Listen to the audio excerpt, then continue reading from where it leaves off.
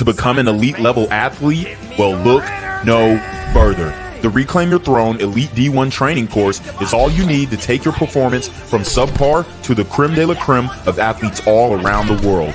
The purpose of this course is to give you a comprehensive weight training, speed, flexibility, recovery, and endurance program that is meant to prepare young athletes for collegiate and professional sports. This course is packed with over 2 hours of creative, action-packed lifts narrated and coached by yours truly to assure increased strength, speed, flexibility, recovery, and endurance. Hey, I get it.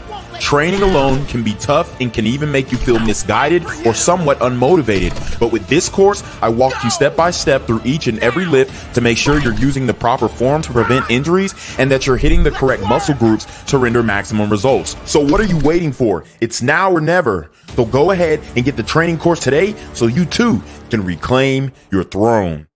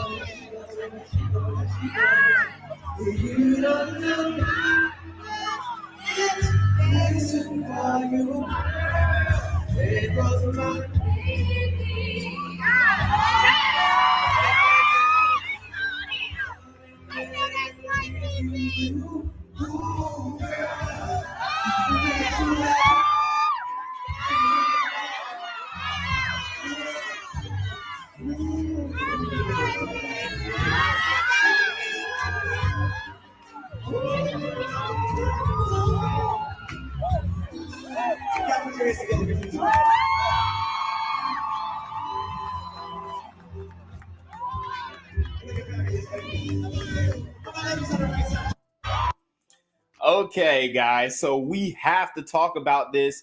And obviously, we see that Keke Palmer is having fun with her new body, okay, that she had inherited from her son. I've spoken on this topic before, how she looked good and she was, showing her body off and whatnot because she got more curvy after having a child. And this, for one, is a testament that, ladies, just wait on it.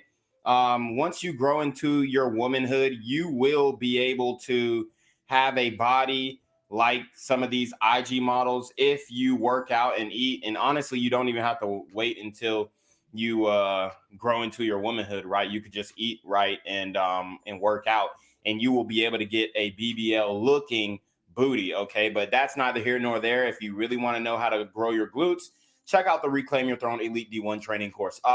But as of now, we're going to talk about Keke Palmer.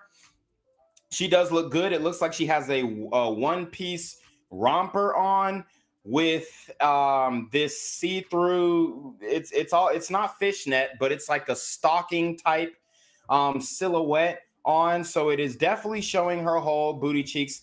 The one-piece romper that she has on is a thong one-piece romper. So it's not covering any portion of her behind. So for her to have a baby daddy and her be on Usher like this and, cuddled up with him, cooped up with him, this is absolutely inappropriate. It's embarrassing to her baby father. And, he has something to say about this. So the brother Darius Dalton tweeted, "It's the outfit, though. You a mom." Okay. So here's why he is getting flamed on social media right now. Because for one, Keke Palmer out earns him. Okay. So he has no hierarchy in his relationship. He has no say in what she can wear, what she can do, or how she can act in public. Because she is the leader in the relationship. She out earns him and she's got him beat on that. So she also has more clout than him. She's been a child star. Okay, she's been acting since a very young girl, and she has more money than him. So big bank take little bank in this situation.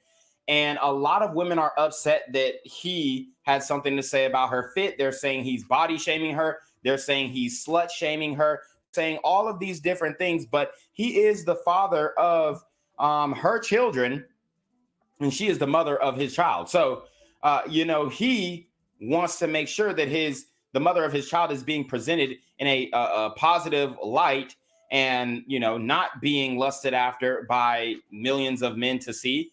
And she was just getting too touchy feely with Usher, hands around the neck, rubbing all on him. Look at how her hands are placed on him. See, all that 6 foot, oh, he got to be 6 foot stuff, all that goes out of the window when you have enough clout. See, Usher ain't an inch over 5'6", 5'7", okay?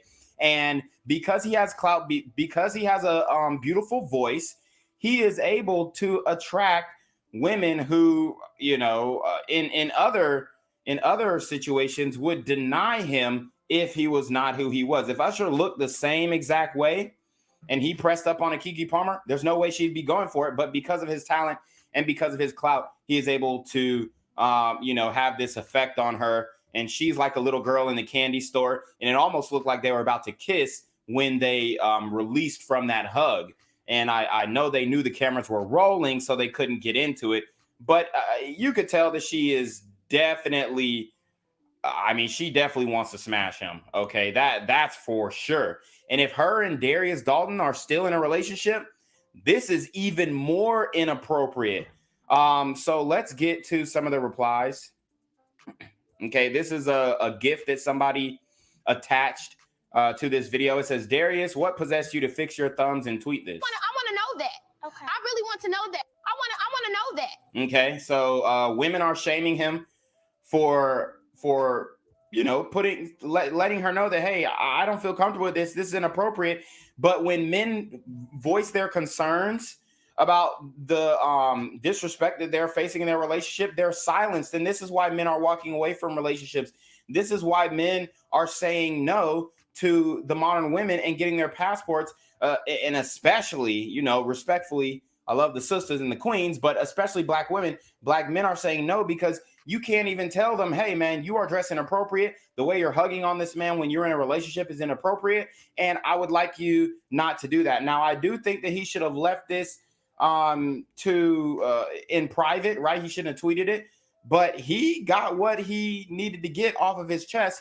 And I hope that Darius starts speaking up more or, you know, start saying things, because this brother is a Malcolm. Okay. He is well, let's go back to his picture. All right. He potentially has the ability to be a massively attractive, lucrative, communicative, operational, likable man. And he's still getting done dirty by Keke Palmer. Now let's get into what he says. He says, we live in a generation where a man of the family doesn't want the wife and mother to his kids to showcase booty cheeks to please others, and he gets told how much of a hater he is. This is my family and my representation.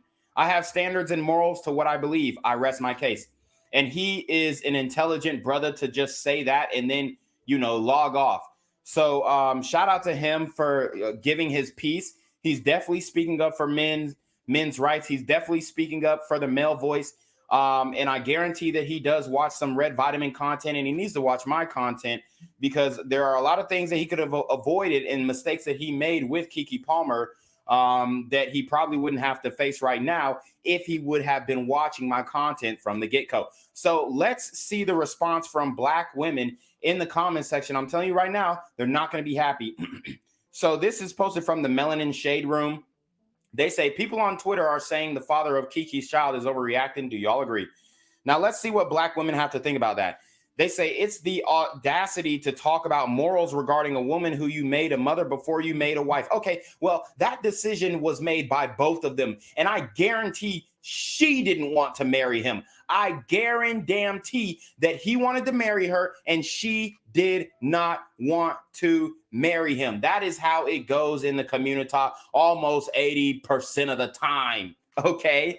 And then she goes on to say, folks love bringing up traditional values to an untraditional situation. Well, guess what? I guarantee that man wanted to marry her. He has all the incentive in the world to marry her. She out earns him. She's, you know, a beautiful woman. She had his children, but I guarantee she denied getting married. I guarantee that. I guarantee he sat her down. Hey, you want to get married? Let's do this the right way. Boom, boom, bap. And she said, no, I ain't trying to get married. Da da da da. Whatever.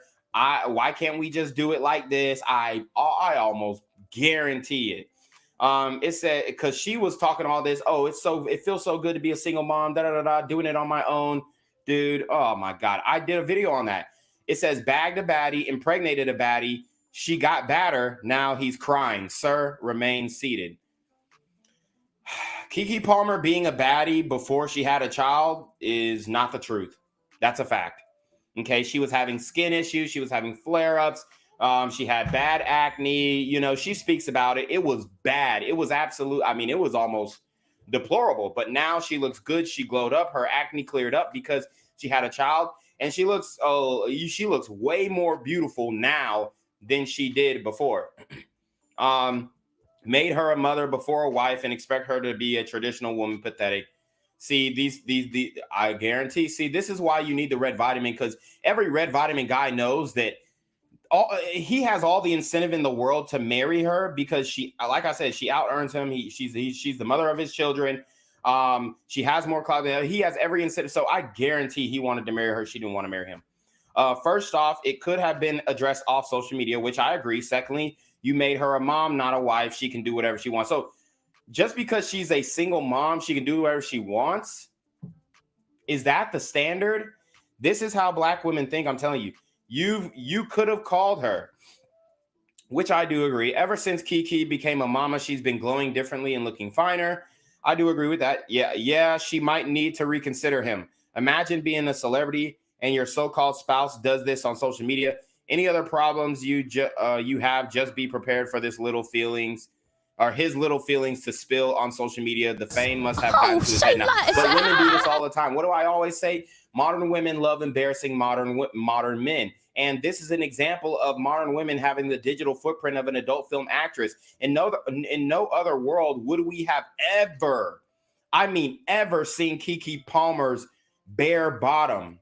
There's no other world. Why? Because before, she was highly ashamed of her body. Let's not act like she was not, okay? She was highly ashamed. She was highly insecure. And I'm glad that she did have this glow up. But just because you have a glow up on your man, honey, doesn't mean that you can leave him in the wind and be disrespectful and gloat your body to your celebrity male crush, which this is another example that women will go 100% for their celebrity male crush 100% of the time. I argue with your mama, okay?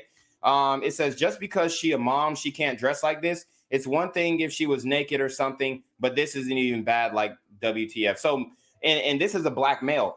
Modern black men have been normalized to see their women half naked. She ain't naked, but she damn sure in lingerie. This is lingerie, brother, okay? I mean, it's absolutely ridiculous. She just made a post about how much she loves her man too. SMH ninjas are a liability. Always want to be an embarrassment at the wrong time. Okay, so ninjas are a liability. Yeah. Oh, yeah. All right. It's the fact that you want a wife but didn't give a ring. Make her a wife and not just a baby mama. Like I said, I guarantee that she denied his proposal. Now, this is what we're looking at. This is the type of environment that we're in as men. So I don't mind. I'm not mad at men for saying, hey, we're walking away from this dating thing, because this is how the women are acting nowadays. They don't care about how men think. So, men are going to, turn their backs on dating and relationships, and it's going to be recreational use only. He made some mistakes. He made some mistakes getting her pregnant. He made some mistakes not marrying her. He made mistakes, okay? And now he's going to have to live with this for the rest of his life. And I can assure you that this tweet guarantees that they don't get married. So you already know what it is, man. It's your boy, Reclaim Your Throne. Make sure you like, comment, share, subscribe. Send relationship questions to email down below with a screenshot of your CashApp, so I know you're paying your tithes, man. Y'all to be in your freaking deal with the BS. You already know. Reclaim Your Throne. Want to become an elite level athlete? Well, look no further. The Reclaim Your Throne Elite D1 training course is all you need to take your performance from subpar to the creme de la creme of athletes all around the world. The purpose of this course is to give you a comprehensive weight training, speed, flexibility, recovery, and endurance program that is meant to prepare young athletes for collegiate and professional sports. This course is packed with over 2 hours of creative, action-packed lifts narrated and coached by yours truly to assure increased strength, speed, flexibility, recovery, and endurance. Hey, I get it. Training alone can be tough and can even make you feel misguided or somewhat unmotivated. But with this course, I walk you step by step through each and every lift to make sure you're using the proper form to prevent injuries and that you're hitting the correct muscle groups to render maximum results. So what are you waiting for? It's now or never. So go ahead and get the training course today so you too can reclaim your throne.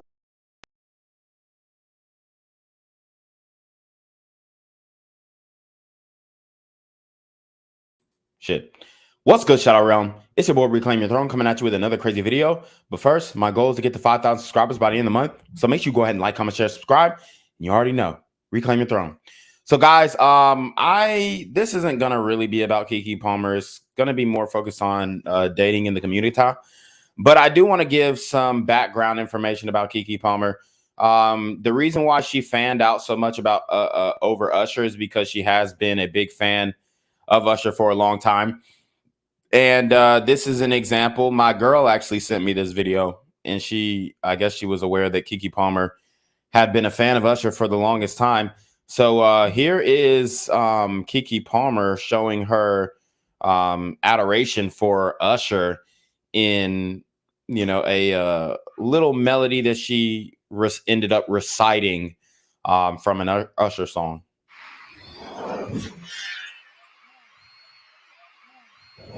This is Sam Lala's random question of the day, and my favorite song to sing in the shower to have to be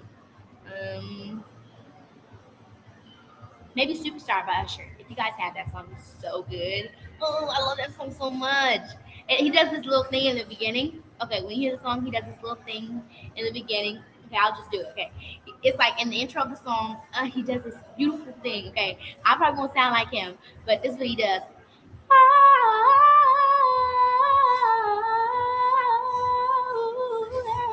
And he does some other stuff, and it's so good. That makes me like, oh, Usher, I love you. Like my eyes start watering up. Usher, you are the boss. And I just, throw my hand up because I love him. If you guys have seen this movie that Usher did, it's called In the Mix. In the Mix. He did this movie called In the Mix, and I auditioned for it.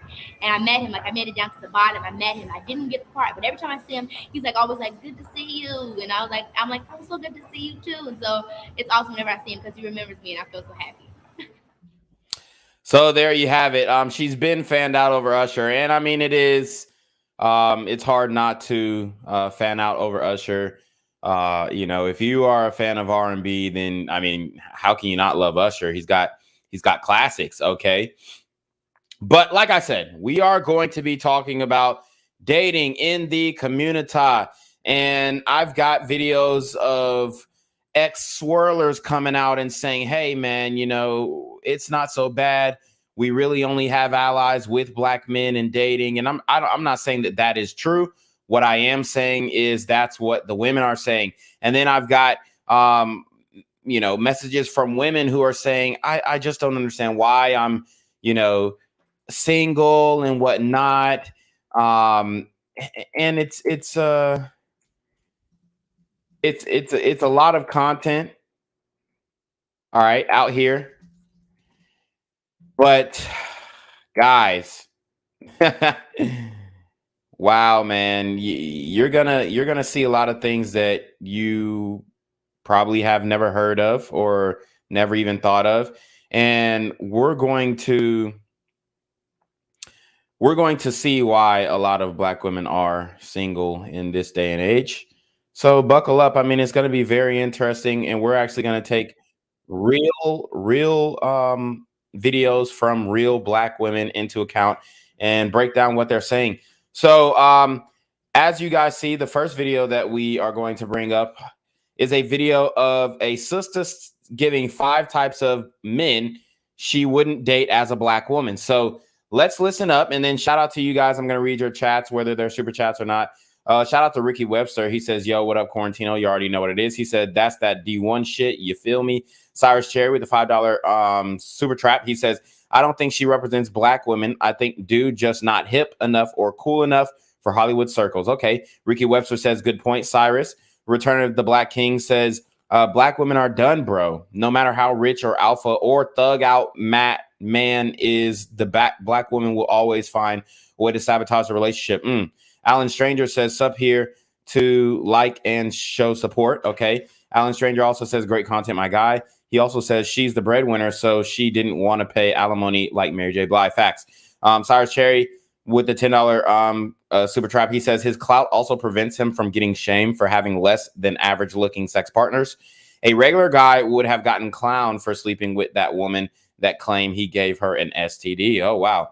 CP the trucker says, what's good? Reclaim your throne. Tia Mowry is a mom, and even her son called her out on how she dressed. Wow. Distant Light says she was openly lusting over Usher in another video. Yes, we did see that. So let's get into it.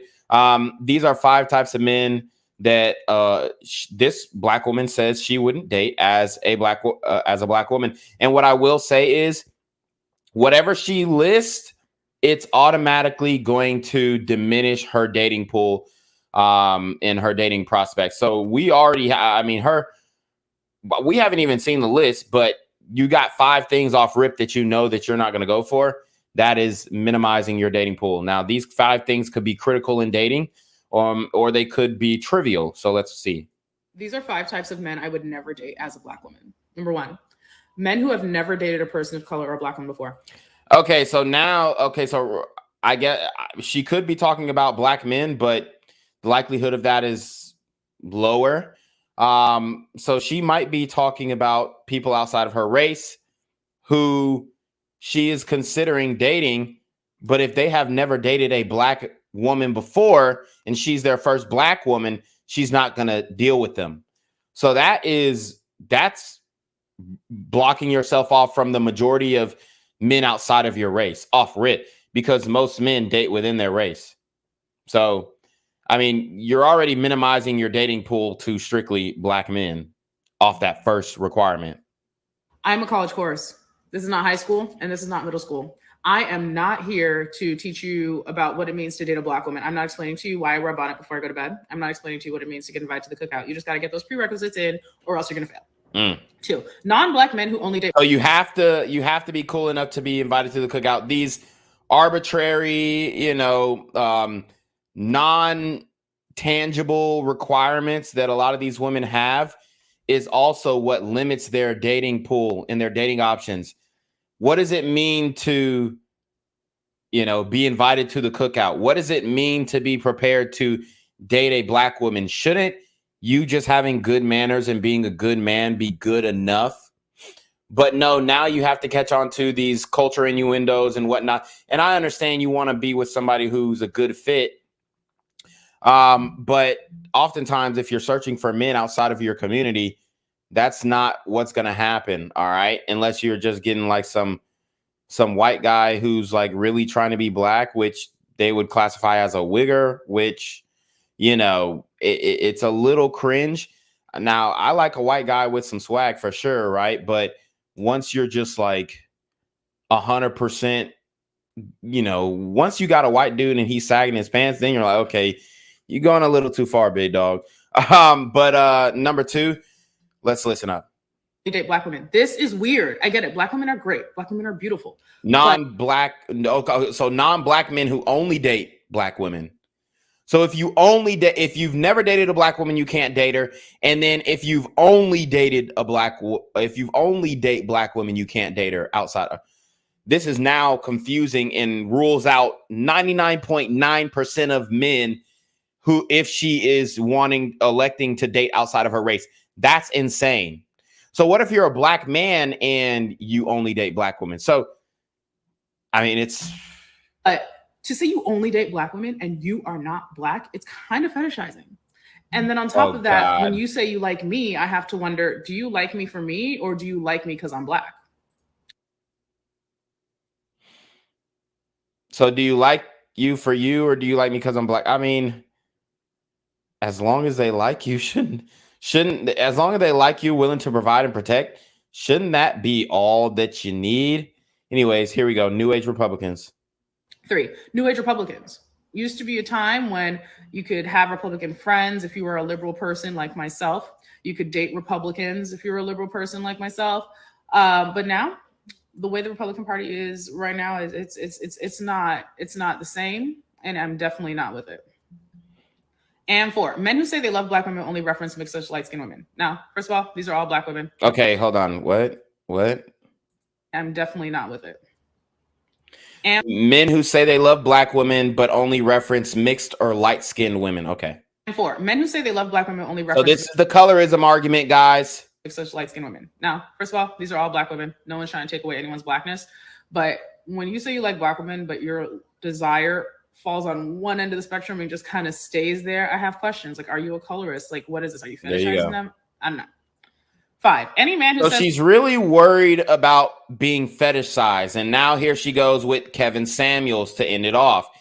Now she has to shit, spit, and stomp on the grave of Kevin Samuels posthumously. I mean, it's absolutely ridiculous. What does Kevin Samuels have to do with your dating choices? something like Kevin Samuels was wild, but he had some good points. I'm not dating a Kevin Samuels apologist. Like, just keep it pushing it away from me. So there you have it. I mean, most men have I'm not going to say most men, but there are a large, I would say, honestly, I might even go as far as to say most men have a favorable idea of Kevin Samuels. Okay? That's a fact. That's a fact.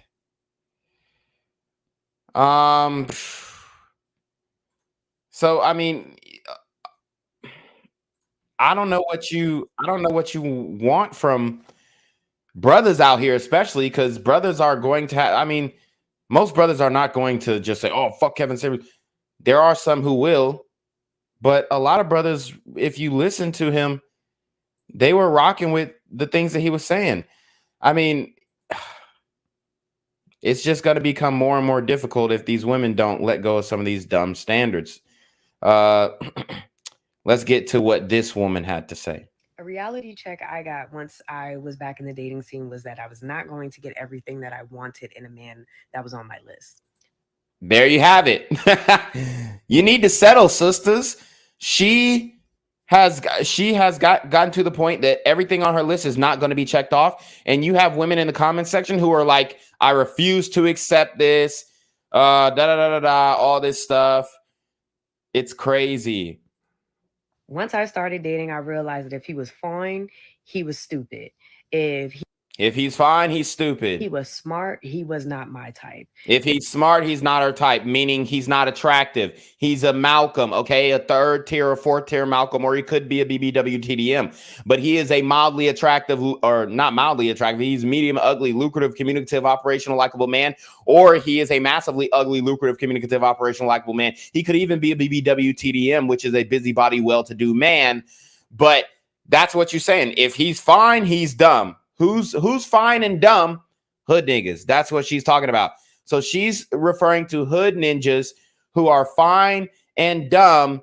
And she's saying that, well, you know, he's not checking off my intellectual street thugged out nigga, checkbox, which is what these sisters are looking for. I mean, we can act like that's not what they're looking for. But if we said, hey, what would you prefer? They would say, yeah, I would prefer that the nigga be thugged out, carry a pistol, to court or some shit as a lawyer and not as the defendant, right? But it's absolutely ridiculous. If he was smart and fine, he was a liar. If he's smart and fine, he was a liar, okay? It's almost like I needed to mix all of these different guys into one man so I could get everything that I wanted. But then I read a book, and basically the book was talking about that. It said you're not going to get everything that you want on your list. It's just not going to happen. And trying to look for perfection means that you are a narcissist. It talked about how we're attracted to people. Wow. So it sounds like she actually is attempting to take some accountability. 3 ways: physically, mentally, emotionally. So you need to pick your top 2. So basically, if you want them to be cute and you want them to be smart, then they probably don't have any emotional empathy. And if they have empathy and they're smart, then they might not be your usual type. You have to pick.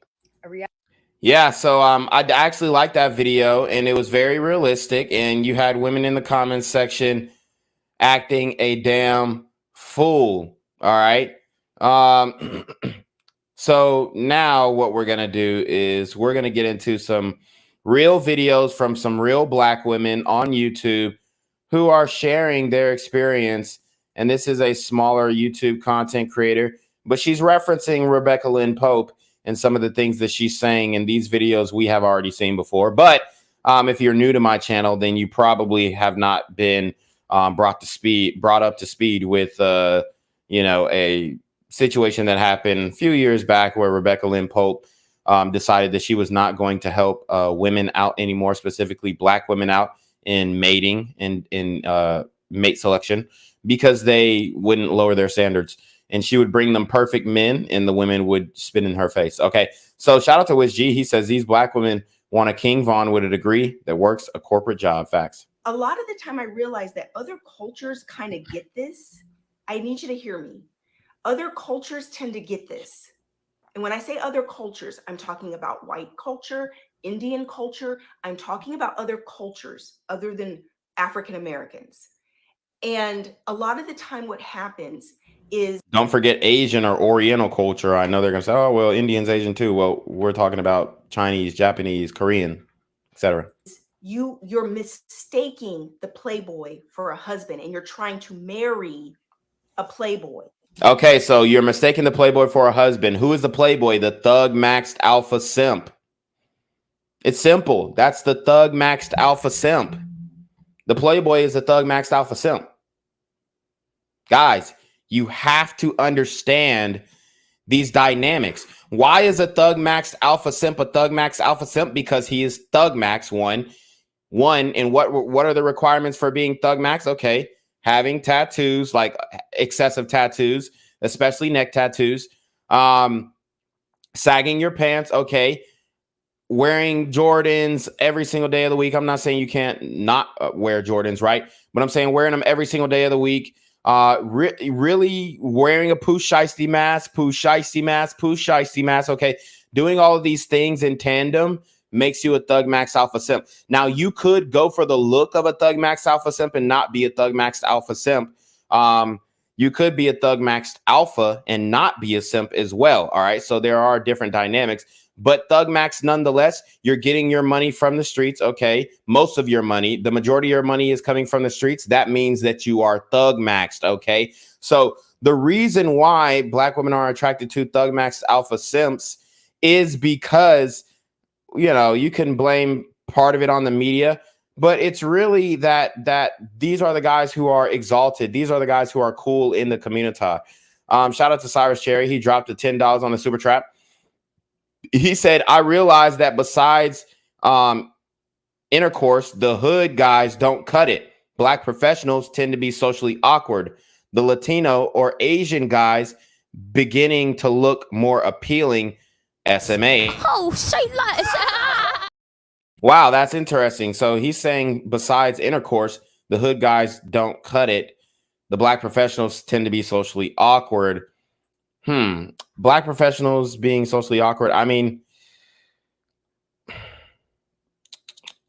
it's a tough, because I've seen some of that, yes, but then I've also seen like some really dynamite Black professionals. But of course, I am in Atlanta, so that kind of skews it, my perspective, or at least my anecdotal perspective. So you might be onto something. Instead of marrying a husband. And that's, a lot of women don't realize this. A lot of women don't realize this. And this is why you continue to have such horrible dating experiences, because you could be sitting there ignoring the husband material, ignoring the man that is already put you in his forever category. A man will sleep with you, hang out with you, Netflix and chill with you, and you are not his type at all, but he enjoys the sex, he enjoys your company, he enjoys the fun. True. And now as a woman, you've put this type of man into the husband material. They looked at the playboy and said, he just wasn't the one. He wasn't faithful. He wasn't ready to settle down. But Rebecca, as a matchmaker, I want you to find me the man who looks like Mr. Playboy, who wants to be loyal and faithful to me and committed to me, and find me my husband. But I want him to look like Mr. Playboy and act like Mr. Playboy. And that's when I stopped matchmaking. There you go. All right, so this is a real life, true Black woman who allegedly is engaged now. And now she is she's obviously post-wall, needs to lose some weight. However, she is co-signing what Rebecca Lynn Pope says because she is in her epiphany phase, and she realized that she had to settle for the guy that she probably doesn't think is that hot, but he is a good mate and he's a good partner, and he's the guy who is low risk and mediocre reward, but valuable reward nonetheless. He's the guy who she can, have children with and whatnot. He just doesn't check off all her boxes. So let's listen to her. Over the years, there have been a lot of Black women who help Black women who have decided to actually stop helping Black women.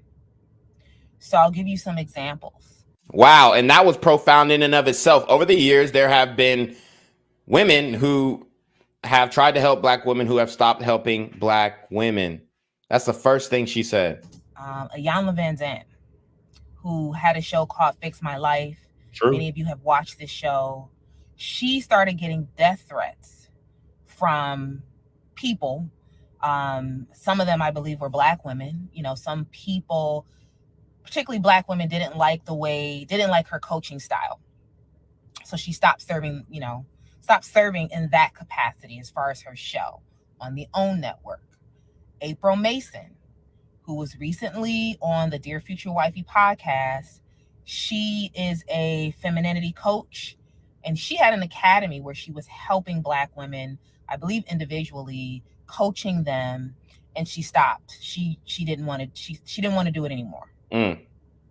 Rebecca Lynn Pope, who you just saw a clip of, she is a content creator on YouTube. She's also a coach. She teaches courses, more so around, I would say she does more so life coaching. She doesn't outright say it's because of Black women, but she implies this by talking about women and their unrealistic expectations. And then also talking about other women and other cultures not having the same expectations that Black women have. Right? So, a lot of Black women do say we're the most we're the most disrespected. But are you the most disrespected, or is your expectation of respect just higher than other women's in the relationship context, right? Because I believe other women are going through the same type of things that Black women are going through in the dating context, besides the violent crime. Okay, we're going to exclude that to have a conversation about dating exclusively, right? But besides the violent crime, I think that Black women are going through very similar situations that other women are going through. It's just that their expectation of what the man is supposed to be and how the man's supposed to treat her is highly different than what women of other races are. So these are 3 examples of coaches who have stopped helping Black women. Relationship coaches are giving up on helping Black women because of our unrealistic expectations. And again, it doesn't mean that we shouldn't have standards, but we need to be asking ourselves, can we bring, to the table what we're asking for and more? Yeah. And to a point of Cyrus Cherry's Super Trap, when he says Black professionals tend to be socially awkward, hey, maybe the Black women are just going to have to suck it up and say, hey, man, I'm probably not going to get that guy who's got the gift of gab and he's sexy. All right. Maybe he's going to be a medium ugly or massively ugly guy with no gab, no riz, but he's a provider. Okay. And he's stable. And you know what time he's going to come home every single day. This might be something that they're going to have to take into account and be like, hey, man, look. He may not have a 6-pack, but I know every single day he's going to come home and drink a 6-pack. He's going to go to bed. He's going to wake up and do the same thing that he did the next day. Right? A lot of women want this spontaneous, oh, well, I want to be able to fly out here and do the. Slow down, baby. You can't even do that for yourself. Now you want a man to do that for you. and you're blinded to all the red flags, right? That he's really not consistent. He's already showing you he's not into you. Yeah, and shout out to Alan Stranger. He says socially awkward is context specific, and that's always important to remember. Yeah, if and let me just tell you guys this: if you are a brother, if you are a black man, and you articulate well, I mean, hey, this is a reality. But black women are going to consider you socially awkward. Like a guy like me, they would consider socially awkward because I speak, you know, the King's English. Whereas if I was like more standoffish and hood, and I was, you know, more on the like laid back in the club, you know, sagging my pants in the corner with no drink type nigga, they would not consider that guy socially awkward. So Alan Stranger makes a good point about context, because what black women think is socially awkward is actually socially, you know, adept and socially cultured and educated. But it's almost like a reverse thing, because the thug max alpha simp is the one who's socially awkward and displays in antisocial behavior toward the world, right? Those are the guys who are displaying antisocial behavior toward the world. But a brother who is in corporate America and, you know, speaks the King's English to black women is going to be considered socially awkward, because he doesn't fit into her cultural narrative of what a black man is supposed to be, or act, or speak, or, you know, sound, right? Shout out to Cyrus Cherry again. Wow, he's really sponsoring the stream here. He said he puts $20 on the super trap. Oh, say less. He says, I think with hood dudes, I was attracted to their trauma, just like black women when they try to escape the community and present as professionals. It doesn't seem legit like it does with other races. Very interesting. Alan Stranger says, it's literally just normal everywhere else. It's bizarre world over here, dude. Yeah, that's facts. You, right? He's already, but then here's the key, guys. This is when I stopped matchmaking. I've told you guys this before. I stopped matchmaking because I had a different standard for men than I realized that a lot of women had. A lot of single women have these standards that are crazy. And I met my husband, and when I was matchmaking, I realized that the women, my female clients, would have not even given my husband a chance. They wouldn't have dated him. And by her saying that, she's admitting that her husband is less attractive to her and to women in general. You know, and I've never seen her husband. Maybe we can look. Husband. But yeah, I mean, she's right. A lot of, okay.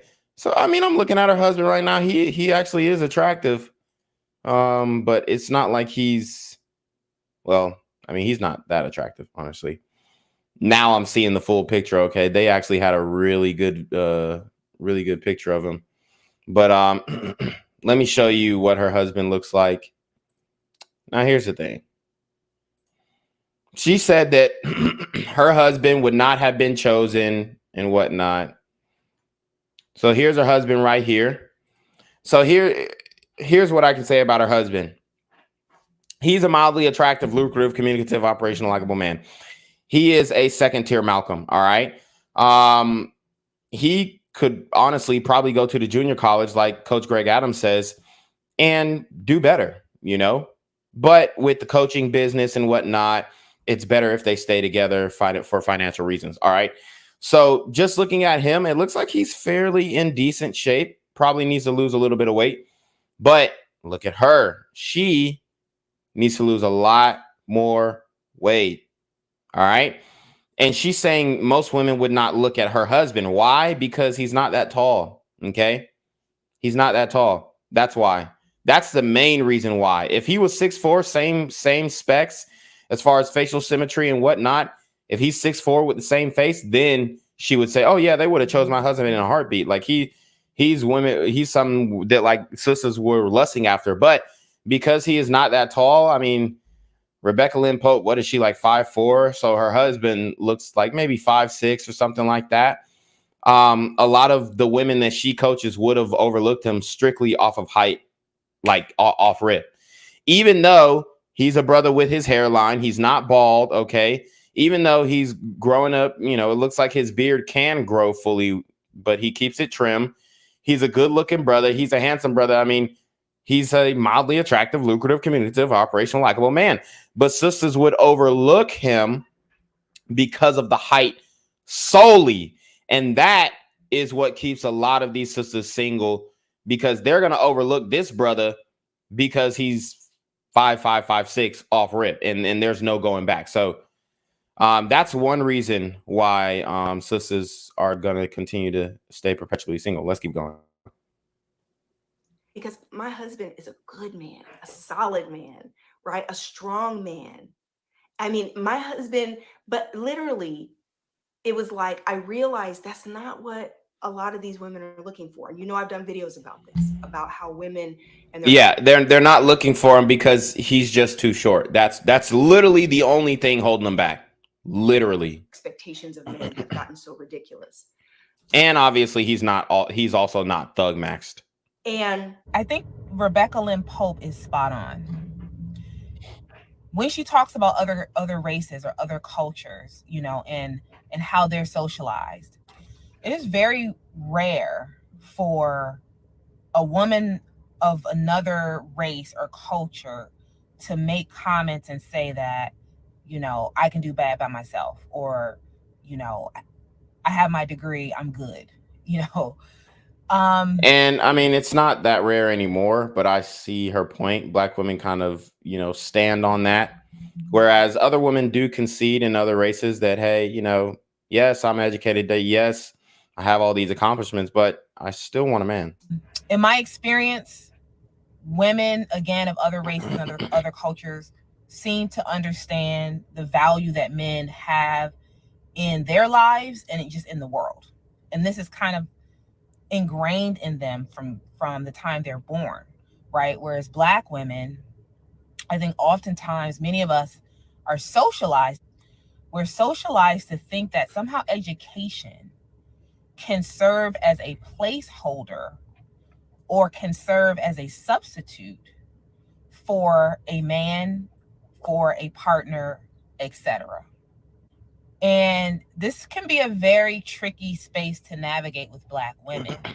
You know, many of us are very accomplished in our careers, and we're trying to navigate dating. We hope to, you know, one day become married. And many of our jobs,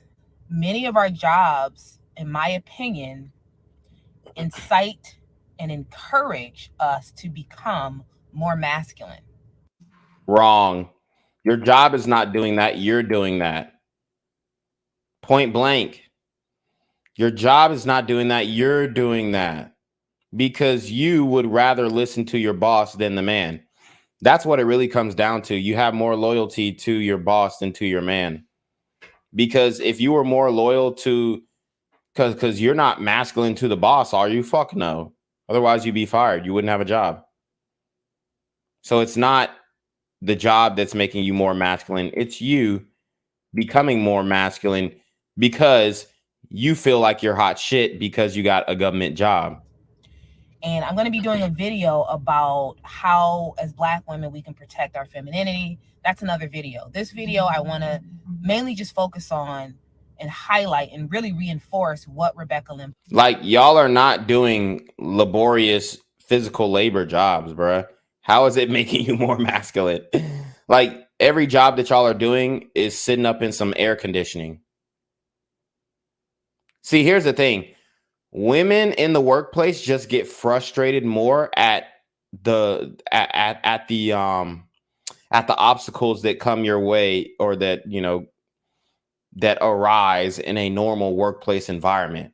Women get more flustered by this. Women get more flustered by hiccups and things that are you know, unaccounted for, or a random event happening in the workplace. They get more agitated by this. That's why if you've ever worked with women in an office setting, in the beginning of the day, I mean, their moods range. They could come in and be really happy in the morning, or they could come in and be really pissed in the morning, and they're gonna be a bitch the whole shift, right? Or they could come in and you know, be really happy in the morning, and then something changed their mood after lunch, and then they're gonna be a bitch for the rest of the shift. These things happen with women often in the workplace. So it's not that the workplace is making them more masculine. You choose to be more masculine because you're just you're turning a molehill into a mountain, right? Because things that are not that big of a deal, especially when it's work related, which you're not going to lose your life over. You know, there was a mistake in I don't know, fucking the HR department where somebody who was supposed to be hired never got their onboarding details or emails or something like that. Women will blow that situation up in the workplace instead of handling it, solving the issue, and then going to whoever made the mistake to correct them. That's just what I've seen in the workplace. Obviously, I'm giving an anecdotal assessment of that, but they're more flustered with workplace unpredictability than a man is, especially when it comes to you know, layoffs and being fired. Alan Stranger says the low level of black misandry goes back decades. There's videos of James Earl Jones back in the 70s talking about this. The dysfunction runs deep. Alan Stranger says that black women have, but due to feminism, it's been like that in America in general, I guess. Okay. Pope stated. It's absolutely true. You know, we get the categories completely confused when it comes to the men that we are interested in. And my mom actually told me this. So shout out to my mom if you're listening. I remember there was a point where my mom made a comment and she said, you know, you need to stop focusing on who you like and focus on who likes you. Yep. And that's what men have to do. That's what men have to do. And women hate to hear that.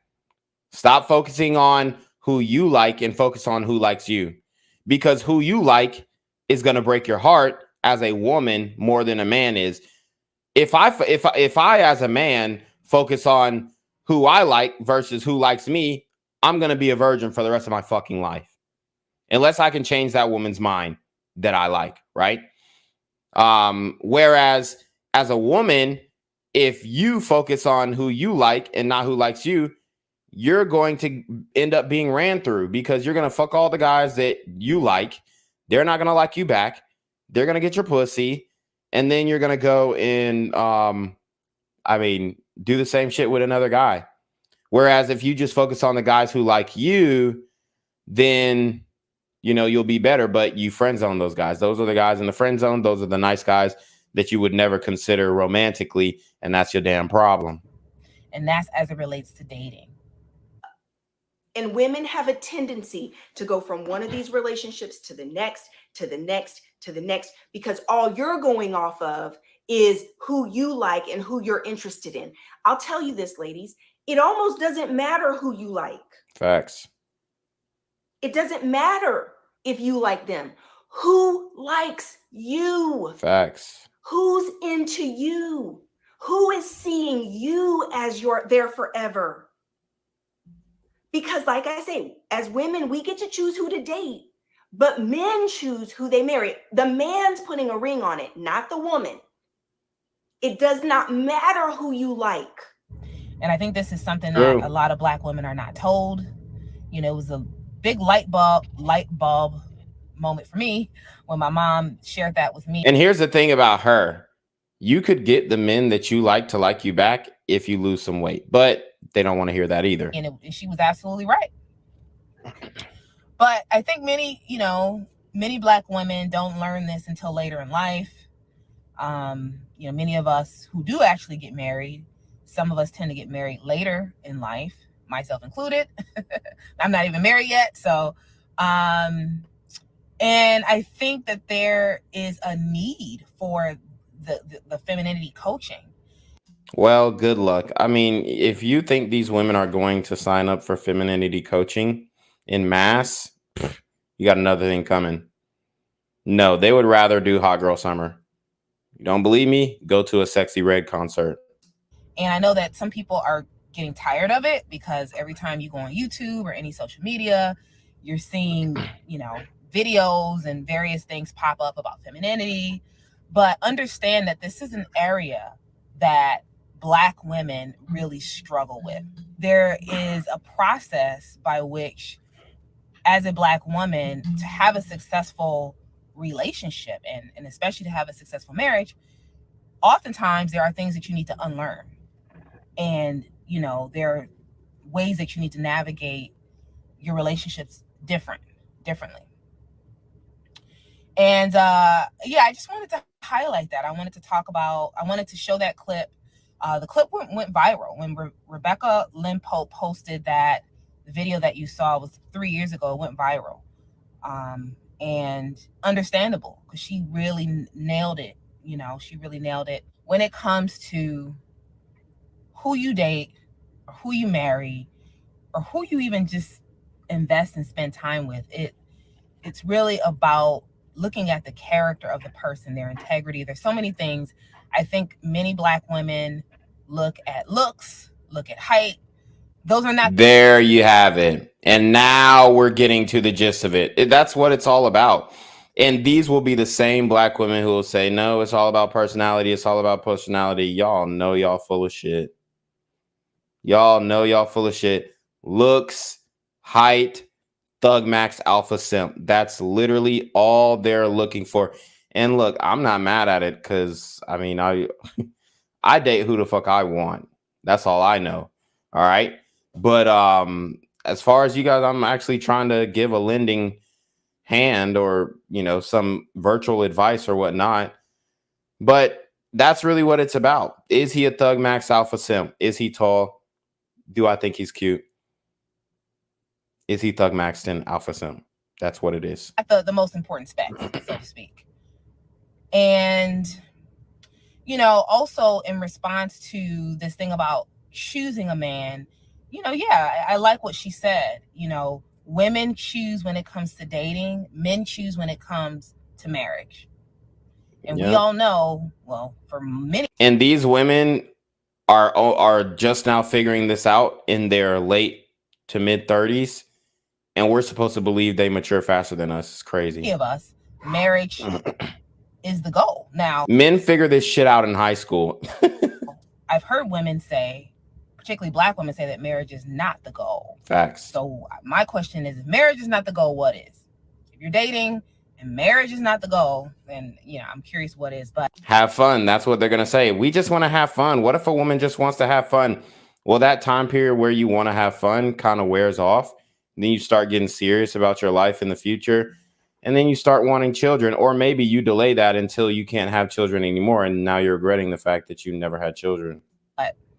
But yeah, so ultimately, I've said this before on my and got some feedback from a viewer when I talked about men choosing. That's what I'm talking about. If I'm talking about a man choosing, I'm talking about marriage. Unless you want to be like Chrissy from Love and Hip Hop and propose to your boyfriend. We see how that worked out for her. Okay, so unless you want to be like Chrissy and propose, in most cases, the man is choosing whether or not he wants to marry you. Now, yes, you can choose in terms of if you want to date him, of course. No, actually, no, you can't. You can't even choose if you want to date him. You can choose if he fucks you or not. That's all you're choosing. You're not dating this man. What date did he take you out on? He took you to Netflix and chill. Bruh, women got to stop saying, oh, I dated him. No, you didn't. This nigga never took you out in public. He fucked you. That was it. But I think that it's really about who likes you. It's really about who's into you. Because if you like a guy and you're interested in him, but he's not interested in you, then there's going to be a major imbalance. And this is why love is such a rare find. Love is a rare find because of the very fact that both people need to be invested in each other. And I'm not talking about money, but I'm talking about honesty, vulnerability. You're not talking about money, honesty, vulnerability. Yeah, fuck out of here. If the nigga didn't have money, you would not be saying yes to his proposal, point blank. Now let's get into the comments section. Let's see what the women are saying.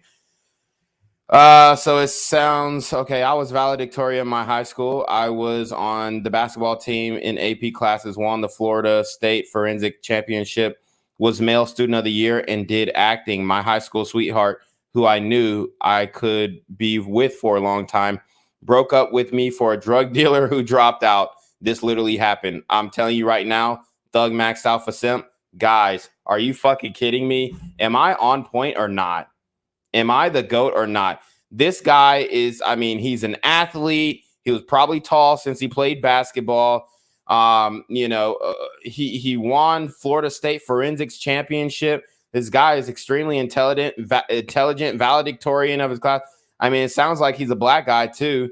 His high school sweetheart left him, broke up with him for a drug dealer. These are the comments, guys.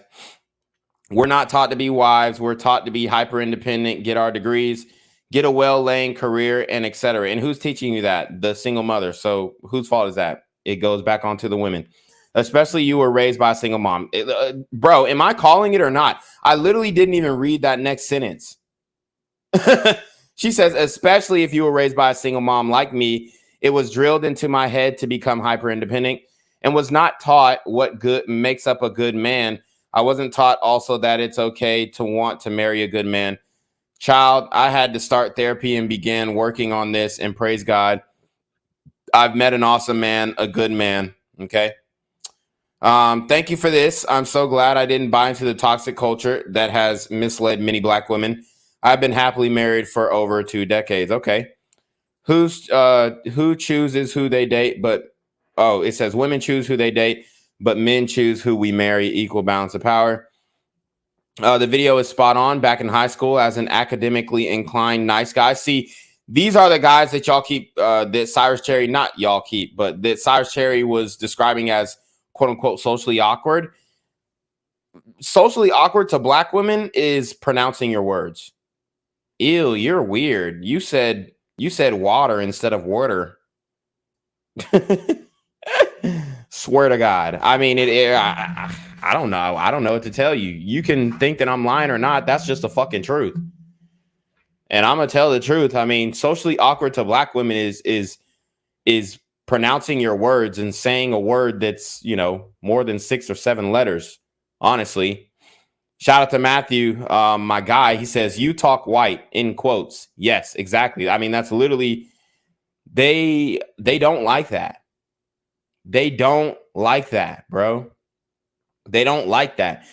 Especially coming from the South. Like, if you ain't really talking like this, like if you ain't got no little thing in the way that you talk, and like that shit just like fall back on some shit like that. Like, if you really ain't talking like this, I'm gonna tell you right now, you is not finna succeed in Atlanta, especially with no bad bitches. I ain't talking about no fat hoes. I ain't talking about no ugly ass bitch, bro. I'm talking about a real bad bitch in Atlanta. You know what I'm saying? She got that ass. She got them titties. She got a pretty ass face with some even skin tone, bro. Like, if you is not talking like this, bro, I'm telling you right now, nigga, unless you got clout, unless you got money, nigga, you is not finna eat in Atlanta with black women, bro. I'm telling you that straight up, bro. And if you don't believe me, you can come to the ANC for your goddamn self, bro. Because if you don't talk like a country ass nigga, I'm telling you, not finna have no success, bro. None. Zero. Zip the doo doo die and zip the doo day, bitch. I'm telling you right now, if you are not talking like this, bro, and you are a black man in Atlanta, and then you want to use the King English and sound like you just like a smart ass nigga or something like that, they literally will call you, man, shut the fuck up, smart ass nigga. Oh, proper talking ass nigga. Oh, enunciating your words ass nigga. I'm telling you right now, I swear to God, I'm literally in the heart of Atlanta. If you don't believe me, if you don't believe me, come out here and see. Oh my God, you're just being a caricature. Oh my God, you're just being a coon. You're just being all right, bro. I mean, you could say that. You could say that, but when I go out onto the streets And then I approach these women in real life, which I do, which you can see on my channel 304's Don't Get Cold podcast. I approach real women in real life and talk to them. And, you know, a lot of the reason why I get good reception is because I have the camera out and I look professional and I got a microphone and they think that I automatically have clout. But if I was just like, if I hid the camera and hid my microphone and whatnot, bro, why are you talking to me? The fuck? I mean, it happens sometimes. I mean, I'm a decently looking guy, so I don't get rejected that much, but it's happened before. And you have to disarm sisters, especially if you're a black man who speaks the King's English. Now, if you come up like, "Hey, what's good, shawty? Like, I'm really trying to get to know you on some real shit. Like, hey, man, I was like looking at you across the street, your vibe and shit like that. This shit was just resonating with a nigga." So, like, if you come with that type of vibe, then you might not get the "why are you talking to me?" Like, you might not get that attitude off rip, because there's a psyche, like a psychological dynamic that goes into it.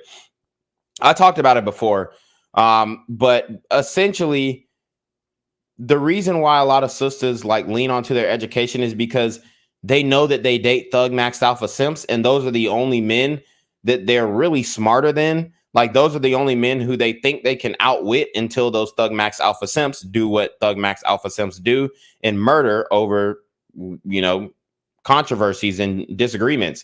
But like I said, excluding domestic violence, the reason why black women, you know, who are educated and whatnot in college graduate, the reason why they deal with the thug max alpha simp is because they feel like the thug max alpha simp cannot outsmart them, and they feel like they can control him.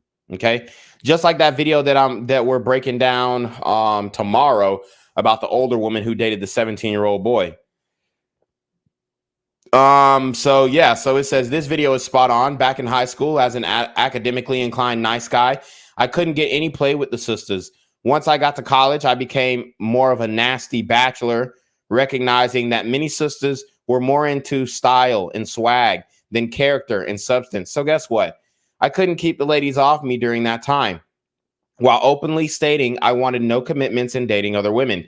It's insane. Eventually, I met a lovely quality sister during my doctoral program. And this is a doctor. Black men ain't doing shit. Black men ain't. This is a doctor talking to us now.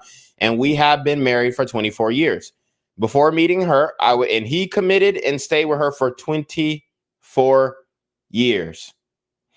Ain't that something? And I mean, looking at his profile picture, he, you know, he's not attractive. He's not conventionally attractive, what most sisters would consider attractive. Before meeting her, I strongly suggest broadening my options to other races of women. When I arrived at graduate school, I would go out to clubs occasionally. While there, I saw the sisters from graduate school, presumably among the best and brightest of our women, chasing dope boys. So even some of our highest caliber women also prefer cads and criminals over quality men of character. Is sad.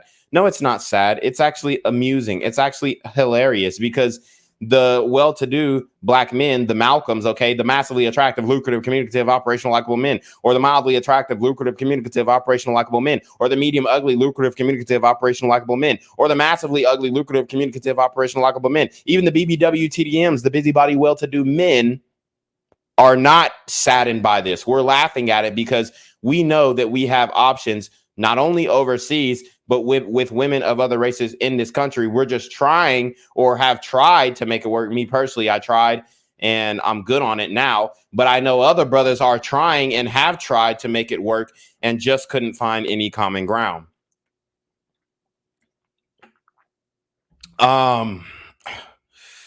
Let's read some more of these some more of your comments, guys. Boss Player says on point. Eric Brooker says facts. Alphazo says you have that lingo down to a pack. Distant Light says, honestly, college seems like the best time to meet people. If you're not thug max type, the academically inclined aren't curved as badly. Here's the thing. In college, your best bet is to date IR. as a black man. I'm gonna keep it a buck because I don't give a fuck what nobody says. Those college educated women, I mean, shit. We could talk about PWIs or we could talk about HBCUs because I know both of them. And the HBCUs, it's even more pronounced that they only want thug max alpha simps or frat guys. Or you could be an athlete, but even then, you still might get your bitch taken by a thug max alpha simp as an athlete if you're not thug maxed as an athlete, which you can be a thug max. You can be a thug max athletic simp as well. But you know, I mean, we could talk about PWIs, we could talk about HBCUs, but at the PWIs, the sisters are still chasing either the athletes or the thug max alpha simps. Argue with your mama, because that's just the facts. Matthew says, no lies told. Alpha Zo says, if you talk like that, you will smash all the 304s. Facts. Alpha Zo said, hey, shawty, I'm really having and getting money. You better get with the program and get put on. Big facts. He said, excuse me, miss. I think you're gorgeous and would want to wine and dine you by taking you out to dinner. You will get hit with, no, thank you. I have a man or I'm not interested. You're absolutely right. Matthew says, I've had plenty of black women who came on to me and then backed up once they realized that I'm a proper moving guy who went to college. It's hilarious. That's a fact. Matthew says, our options have much more class as well. Yeah, that's true. Distant Light says, I went to a PWI. Yeah, man. Caesar D says, thanks for bringing attention to this very serious, disturbing matter. Yeah. And here's the thing. When it comes to PWIs, yes, there are some more earthy sisters who will date the more intellectually, academically inclined brothers. Yes, I'm not saying that, but I'm talking about the baddest of the baddest, the most attractive. In PWIs are dating thug max alpha simps who don't go to school, who are not enrolled in the university, or athletes. There's no in between. There's no in between. Or they're dating IR, or they're dating a white man. Those are the only three options. And I'm telling you that because, I mean, shit, I was in college 5 years. I still live near college campuses. Guys, that is the reality. A sister at a PWI, I don't give a fuck if it's an Ivy League school. If she's the baddest of the bad, if she's hot, she's either dating an athlete or a thug max alpha simp who does not even go to the university. Or she's, dating IR, which is very, very extremely rare, especially for the most attractive sisters. The most attractive sisters are not dating IR. The most attractive sisters are with thug maxed alpha simps. Think of the baddest black woman that you've ever seen in real life, not online, not on the internet, in fucking real life. She is with a thug max alpha simp. She's super hot, voluptuous. She's with a thug max alpha simp. I don't know what the fuck to tell you. I guarantee 9 times out of 10, if she's an 8, 9, hell, I mean, even a 7, because 6 is going into like butterface territory. If she's got a cute face and a nice body, she's dating a thug max alpha simp. Facts.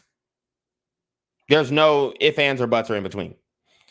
Distant Light says athletes did clean up. I admit. Yeah. Matthew says those women do not want a man with legal motion. Yep. It doesn't excite them. Facts. Alvazo says, and those thug maxes live with them rent free and drive their car while she's at work or class while he sells drugs out her apartment. Absolutely. I mean, you're 100% right. You fucking hit the nail on the head. Another one says, I am a black man and I grew up in the inner city in the Midwest. So this is the Midwest. This is all demographics of black women, guys. Notice, pay attention. This is Midwest, bumfuck America. I was never the coolest guy, was very poor, and didn't have name brand clothing. Name brand clothing is one of the most important things to black women in high school. Argue with your mama. Name brand, let me repeat. Name brand clothing is the most important thing to black women in high school, period. If you have USPA instead of polo, you're fucking done. You're done. If you got the fake Chuck Taylors, you're done. Fake Converses, the off-brand Walmart joints, you're done in high school. You will never have sex. You will remain a virgin in high school. Facts. Facts. If you got a collar shirt and it's not polo, or, I mean, you could probably get away with Lacoste or Izod. Nah, not Izod. You probably get laughed out the gym with Izod. But Lacoste, you could probably get away with. If you tell niggas that the shirt costs $59.99, you'll get away with it. But I'm telling you right now, name brand clothing is the most important shit to black women in high school, period. There's no argument. There's literally no fucking way you can argue with this point. Unless you didn't go to a black high school and you're just, naive or non-assuming. And then I also want to get into this Dr. Umar podcast that he did with the Real Wrap-Up crew because there's so many comments that I have on that one. And we might bring that up later on. But I mean, that's just the reality. And if you have a point to refute that, I would love to read it in the chat. I'm reading all chats because I love you guys and I participate with you guys, whether you financially contribute to the stream or not. But you're not getting around that. Name brand clothing is one of the most important things to black women in high school. Matthew says those women do not want a man with legal. Oh yeah, I read that. Matthew says there was a light-skinned girl in my class who was a solid 9 out of 10. Had a conversation with her and she told me how her man was a scammer. Facts. Yeah, I mean, the baddest light-skinned girl, which, I mean, the funny thing about me going to high school is because I had a whole bunch of siblings. And, I'm going to keep it a buck. My stepsister was like top 10, what most niggas would consider the baddest girl in the school, like hands down. So I had a very close relationship with bad bitches at the school just because my stepsister was one of the bad bitches at the school.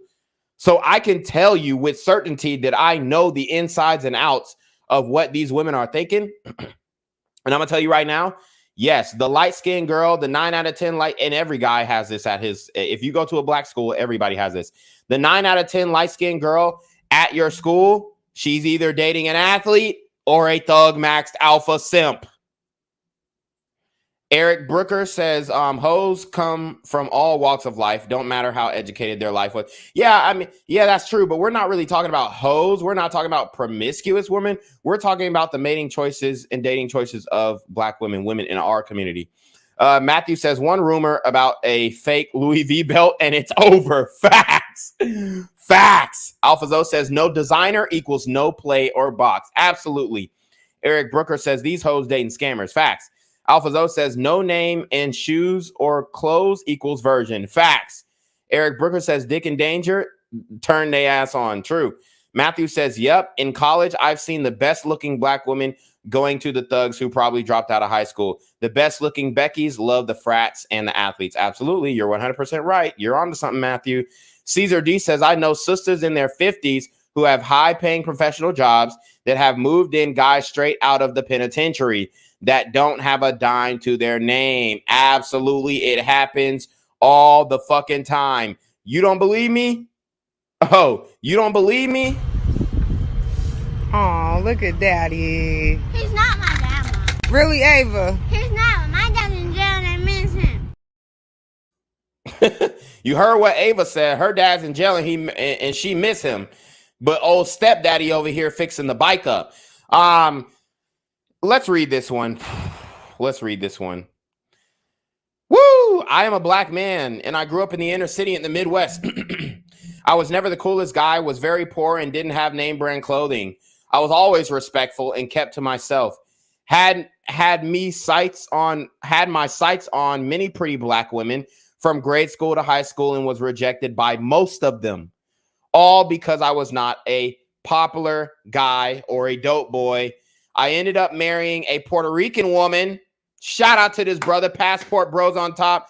Guys, we need to acknowledge our passport kings who make the decision to do what's best for them and their families and the families that in the future families that they want to start. We need to acknowledge and praise these passport kings out here. Okay. He married a Puerto Rican. I mean, you don't need a passport to go to Puerto Rico, but y'all get my point. That foreign. Okay. He ended up marrying a Puerto Rican woman and she realized his worth and potential. Now, when I go back to high school reunions, I see all the used to be popular women, big as hell and unmarried and divorced, trying to hold on to the memories of when they used to be that it girl. Abso-fucking-lutely. And they stay in that perpetual state of delusion up until their dying day. Let's see. Okay, somebody's saying some philosophical bullshit. Okay. Here's a self-reflective black woman. Oh man, we've got so many different stories in here, guys. I mean, I could sit up here and read all these comments, but we got to move on to the next topic. I'll read a few more.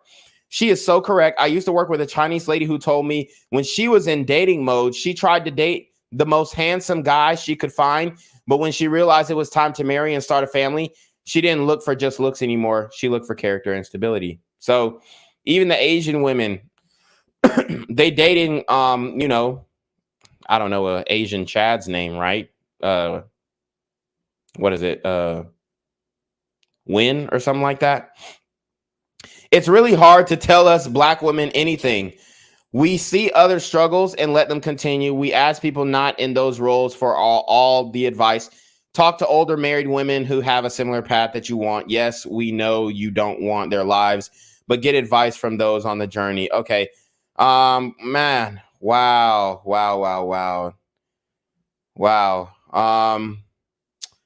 So here we go. So that was very interesting. We heard so many different stories. Okay. Now I want to go to this topic about weight. So I'm going to let this play. Black women get really start talking about weight and the accountability that you have to take. I'm going to take a bathroom break, but I will come back and break down this video. If you're single, could be your attitude. It could be your attitude or it could be your weight. So let's get into it. I think the problem comes in when we automatically assume that because a bigger woman is big, she's insecure. Because I've met so many in shape, gorgeous model women talk about how they were so insecure that it didn't matter that everybody said that they were gorgeous because it's outside. Aesthetics are just that, they're outside. You could be inside. You could be the most insecure, depressed, self-loathing, miserable, but you do a couple squats in between that, and now you deserve the best in the world. Come on. So okay. It's insecure. The question was on the men's perspective. Yeah, I'm just saying that majority of men will say, you know, when they struggling on their date, the big girl is going to be the one that's going to step up more financially. That's just what majority of men will say. Okay. I've never seen a man I've never seen a man work his butt, especially a black man. As a black man, you're overcoming all odds, work your off, you become successful, you get the bag, you go out, you see a woman 350 pounds and be like, yep, that's my wife. I've never seen it. I have. When well, you gotta show me, because babe, I ain't never seen it in my life.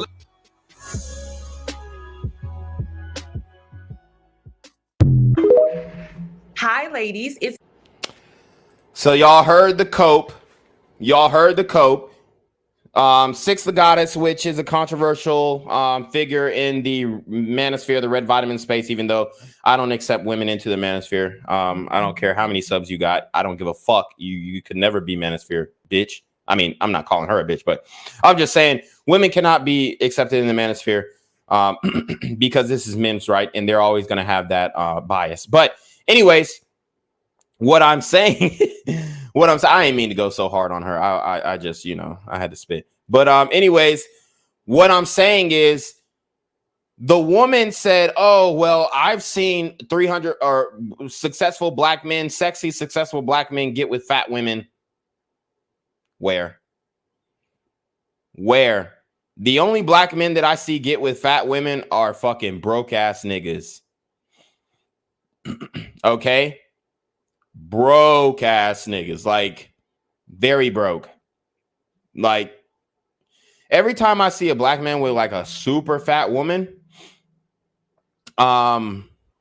it'll be like a nigga sagging in a tank top with a dirty ass tank top. That's what I be seeing.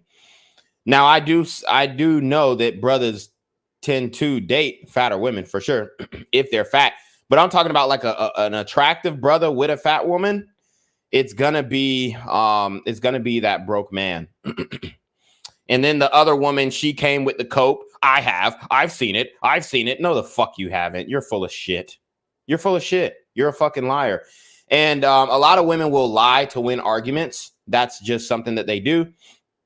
But I do want to point out something that she said. She said, oh, well, I've seen some really attractive model type women who are insecure. Okay, so let's start with this precedent. Every single woman on this planet is insecure. Point blank. Every single woman on this planet yearns for the validation of men. So let's not even, every woman is insecure. Point blank. All right. There's no ifs, ands, or buts about it. You can't argue this. Every single woman on the planet is insecure about the way that she looks. Point blank, period. And everybody has, their own inner insecurities and things that they would change about themselves, right? But people who tend to internalize and externalize their insecurities are women, not men. So when women love to say, oh, you're insecure because you won't let your girl do this, or you're insecure because you don't want your girl to be posting this and that. No, you're insecure because you seek validation from social media and likes on an app to make you feel good about yourself. So that is what, women, they just can't think in a logical way to come to the conclusion that they're the ones who are actually insecure for seeking outside validation when that validation should come from internally. Now we're going to listen to a no face woman. She doesn't show her face on this video, but we're going to listen to this woman break down why weight shouldn't be a factor in dating. And she's going to basically say, well, black women don't have incentive to lose weight because black men ain't giving us incentive to lose weight. I mean, the cope is fucking ridiculous. And this is why we ain't going nowhere as a community, at least when it comes to dating within our own race, right? It's Yanni, and I'm back with another video. So in today's video, I'm going to be talking about this viral situation that took place on tonight's conversation. I downloaded the app, I watched the full episode, and I reflected for a few days, almost a week, on this situation, because at first I'm like, oh, I don't want to talk about this, but it's like, this is why I have the platform that I have, is to speak on these situations. And I just want to clear the air by saying I did not like how any of these women conducted themselves on this platform. And the reason is because the whole point of this platform is to create a safe space. All right, let's speed it up. Let's go 1.25 at least. Playback speed. Is to have certain conversations and speak on certain topics that are uncomfortable. But if we're going to use verbiage like bitches, I think that's going to offset the safe space. So look, now she's talking about safe spaces and all this feeling shit. Bitch, get to the point. And I'm not calling her a bitch. I'm just using, bitch as a frame of reference. Guys, y'all know I'm not like directly attacking this one. I'm just saying, like, get to the point, bitch. By far. And that's what took place. So I watched the episode, and I think this is where the tension started. It started when Six referred to bigger women as fat bitches. And then from that point forward, the tension grew. Now, I'm not sure. And so you can call a woman a bad bitch, but you can't call her a fat bitch. Are you mad at the word bitch, or are you mad at the difference between the word bad and fat? What happened before the cameras were turned on to record this episode? I'm not sure what happened afterwards, but I'm sure the tension just grew from that point forward because two women felt disrespected. I'm pretty sure some of these women have moms, aunts, cousins, aunties that are bigger women, and you're sitting up here referring to them as fat bitches. Okay, and that is true. And yes, they may. You have a mom, you have a da da da da. Okay, that doesn't change the reality that yes, they might be considered a fat bitch. Now what? So now when you disarm their argument, now they have nothing to go back for. Well, you shouldn't call her that because your mama could be that, or your auntie could be that, or your grandma could be that, or your cousin could be that. Okay. And if she falls under that category, I would encourage her to lose weight. Now what? You see how their arguments just crumble in the face of real, true adversity. But most of the time when they have these conversations, no disrespect to the hosts, but the men on these panels are not that smart, honestly. They don't know any statistics about dating. They don't know any data. They can't reference any studies. They can't reference any news articles.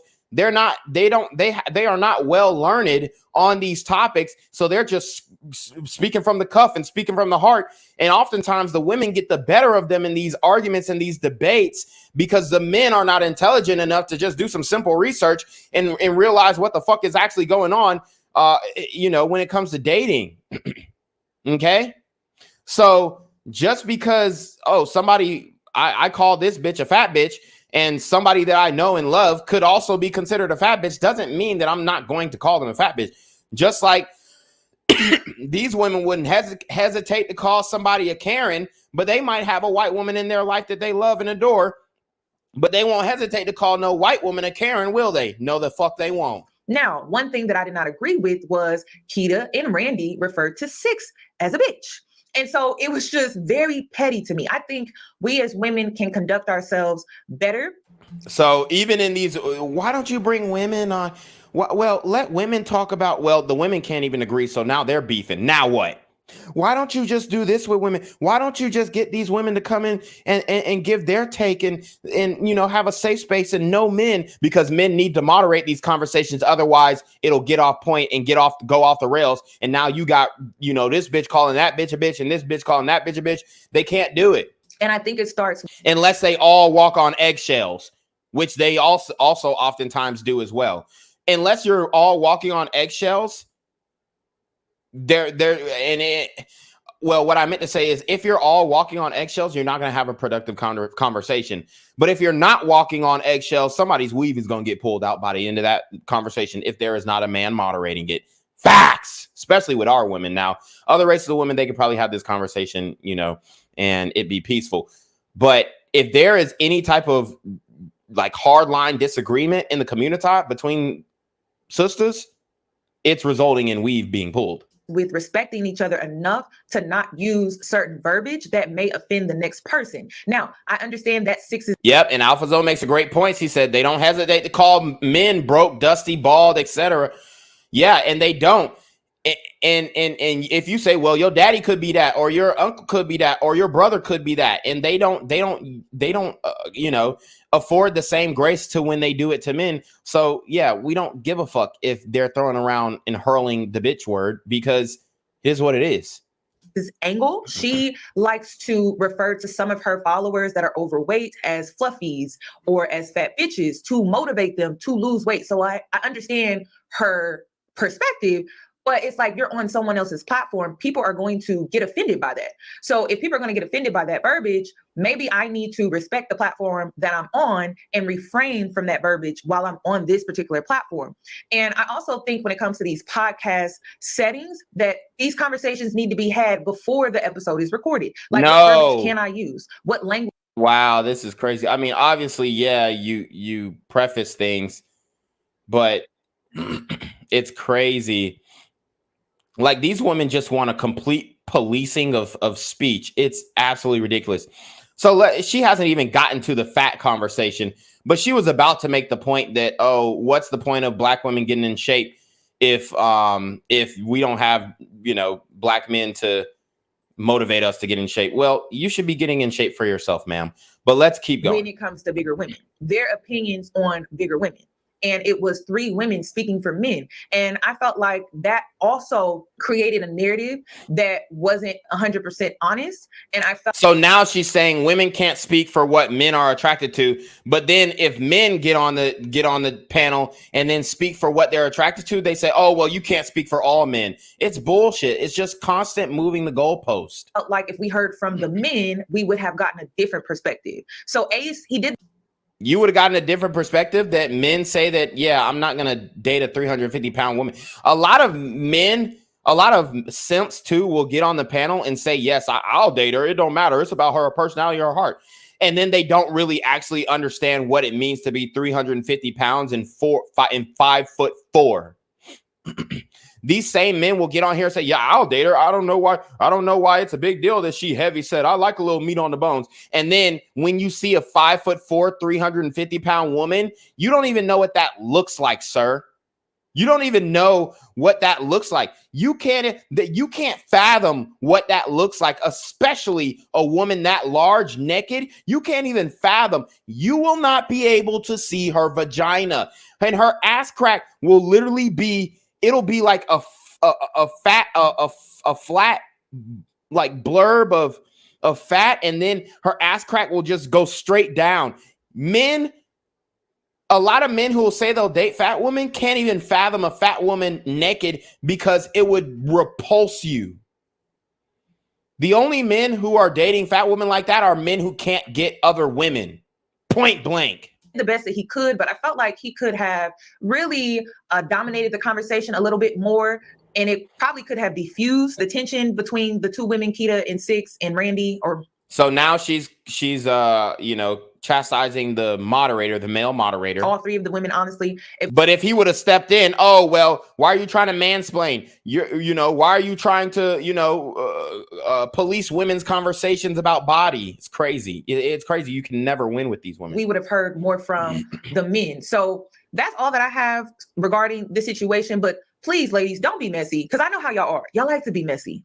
As soon as I don't agree with someone, then all of a sudden it's, ooh, Yanni don't like such and such. And listen, I respect all 3 of these ladies. I was just disappointed in how they handled themselves on this episode. And I just felt like we all could do better when we are sharing spaces with each other and sharing differences in opinions. That is just my honest to God opinion. I also want to say that we need to be a little more realistic when we speak on this conversation. Here we go. Listen up. Six's angle is, I don't know a Black man that's successful who would date a bigger woman. And the average Black male makes $40,000 a year. Okay, so the average Black male makes $40,000 a year. Okay, and what does the average white male make? For one, the average Black male makes $45,000 a year, and the average white male makes like $52,000 a year. So it's not like white men are just significantly out earning Black men, right? On average, we're earning about the same, and Black men out earn Mexican men as well, at least over the table. Right now, under the table is a whole different story. I ain't gonna lie. The Hispanics are, what they're doing with the drug trade is something Black men could never do. All right. But like I said, it's not like there's a huge gap between the average income of a white man and the average income of a Black man. So if you're trying to use money to differentiate the races, it's not a good measuring stick, because it's not like we're off by much. The average Black male, I repeat, the average Black male. So I don't think Black women have a huge incentive when it comes to weight loss, honestly. So you don't have an incentive to lose weight based off of what a man does, but I thought you don't do shit for a man. So shouldn't you want to lose weight for yourself? These women have no ground to stand on. Here's the logic. Here's how the logic starts off. We don't do shit for men. We don't have to do shit for men. Okay. Well, lose weight for yourself. Well, I don't got no incentive to lose weight because Black men don't make enough money to motivate me to lose weight. But I thought you just said that you don't do anything for, anybody else. You do it for yourself. And now they're stuck in the logic. Now this is where chairs start to get thrown. Now this is where fisticuffs start to get thrown. Now this is where the insults start to get hurled. And you a lame ass nigga, and you a ugly ass nigga, and ain't nobody gonna fuck with you anyway. And I couldn't even imagine somebody putting their hands on you. You a ugly ass nigga. See, that's where the conversation devolves into chaos. Okay. So her argument is black women aren't in shape because there is no financial incentive to get in shape from black men. Well, to cure that, I would say stop doing shit for black men and do it for your damn health. If we're going to take the angle and make it about men, I mean, where are they taking this? Applebee's, Chili's, Olive Garden. Applebee's, Chili's, Olive Garden. Get the fuck out of here. Get the fuck out of here. Okay, yes, those are like stereotypical dating spots from a high school perspective. And, you know, I do want to make the claim that there ain't nothing wrong with no Applebee's or Chili's to take a bitch on a date to. So don't let these hoes shame you from taking them to Applebee's and Chili's. Bitch, if you going on a date with me and I say we going to Applebee's, you're going to eat that shit and you're going to fucking like it. And no, you're not ordering an appetizer. Okay? So she's trying to say, oh, what are we getting in shape for? To go to Applebee's, to go to, you know, Chili's? For one, those aren't even healthy choices. Taking us out to get coffee. I mean, if I'm going to make it about men, I really want the incentive to be pretty worth it, you know, like worth my time. And I don't feel like when it comes to the average black male that he can come in with all of these demands and the best that he can do is take me out for coffee or take me out to Chili's. Like, okay. And that's where I want to stop it there. That's why we're not coming with demands. We're just dealing with women who are actually already in shape. I'm going to tell you right now, any black man that goes to a gym has an opportunity to date IR. If you get in shape and you go to the gym, you have an opportunity to date IR. Women love men who are in great shape. Doesn't matter your race. You're in good shape, you're going to fucking eat. I don't even care if you're ugly in the face. You'll still be able to clap cheeks. Now let's listen to what it feels like to date as a plus size black woman. I'm trying to see if the same shit's happening to you, it's happening to me. So in the last 2 or 3 days, every man that I've ever known has called me, texted me, talking about, oh, I miss you. What you been doing? Are you taken? Are you single? Yeah. Cap. And if they are, they're just trying to fuck. Oh, I have not talked to these men in forever, like months, weeks, years. Like, why are you pulling me out your ass for this? Like, what's going on in your life that you decided to go deep in your text messages, deep in your call logs to find me? Let me know if this happening, because I really think it's not me. I think it's something in the air. I think it's just like, you know, maybe it's Valentine's Day coming up. Maybe, you know, I don't know. These men getting lonely or whatever. I don't know. I don't like it. I don't like it. I don't like it. She doesn't like it, but she's got a full face of makeup, lashes on, smiling profusely, rolling her eyes and sniggling and giggling. Dude, she likes it. And it's a fucking Thug Max Alpha Simp finna fuck the shit out of her. Like, dude, are you kidding me? I guarantee one of these men fucked. You don't like it?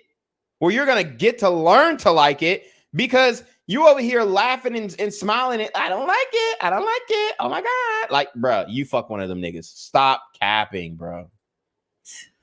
Oh my God. Ugh. She's trying to act like she don't like it. Bro, get the fuck out of here. I mean, TikTok has all of this shit. Oh my God. Okay. Okay. It's funny because I'm looking at some of these. Okay. Her dating non-negotiables as a plus size black woman in Atlanta. So this is in Atlanta. These are the standards of plus size black women in Atlanta, guys.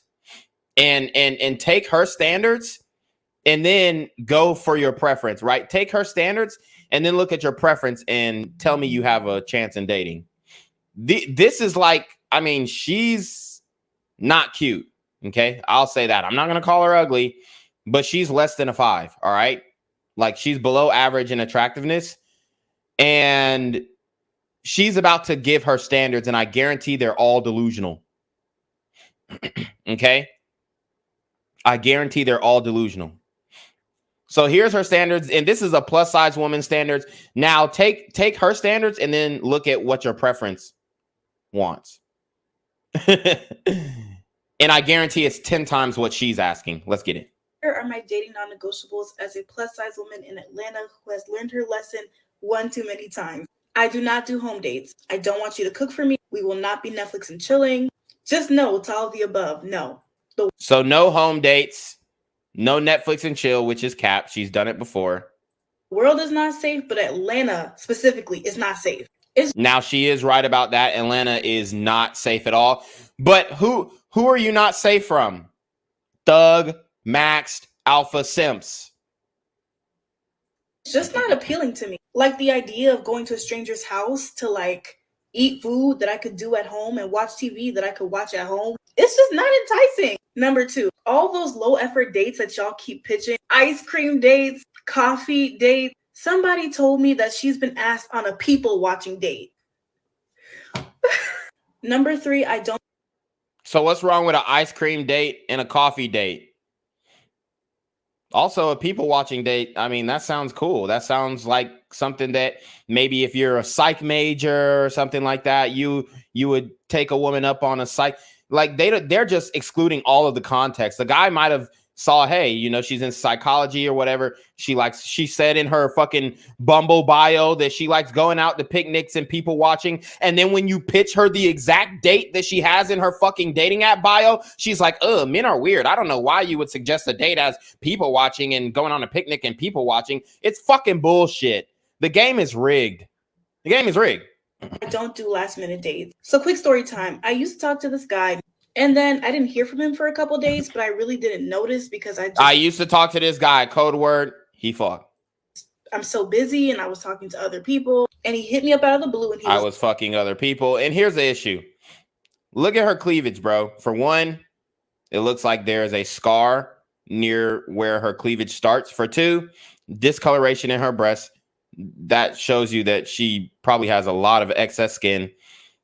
And she's over here asking for what? It's like, I have 2 tickets to this concert and it's tomorrow night. No. Like, to me, those last minute dates are so insulting. Bruh, he got tickets to a concert. He was trying to be spontaneous.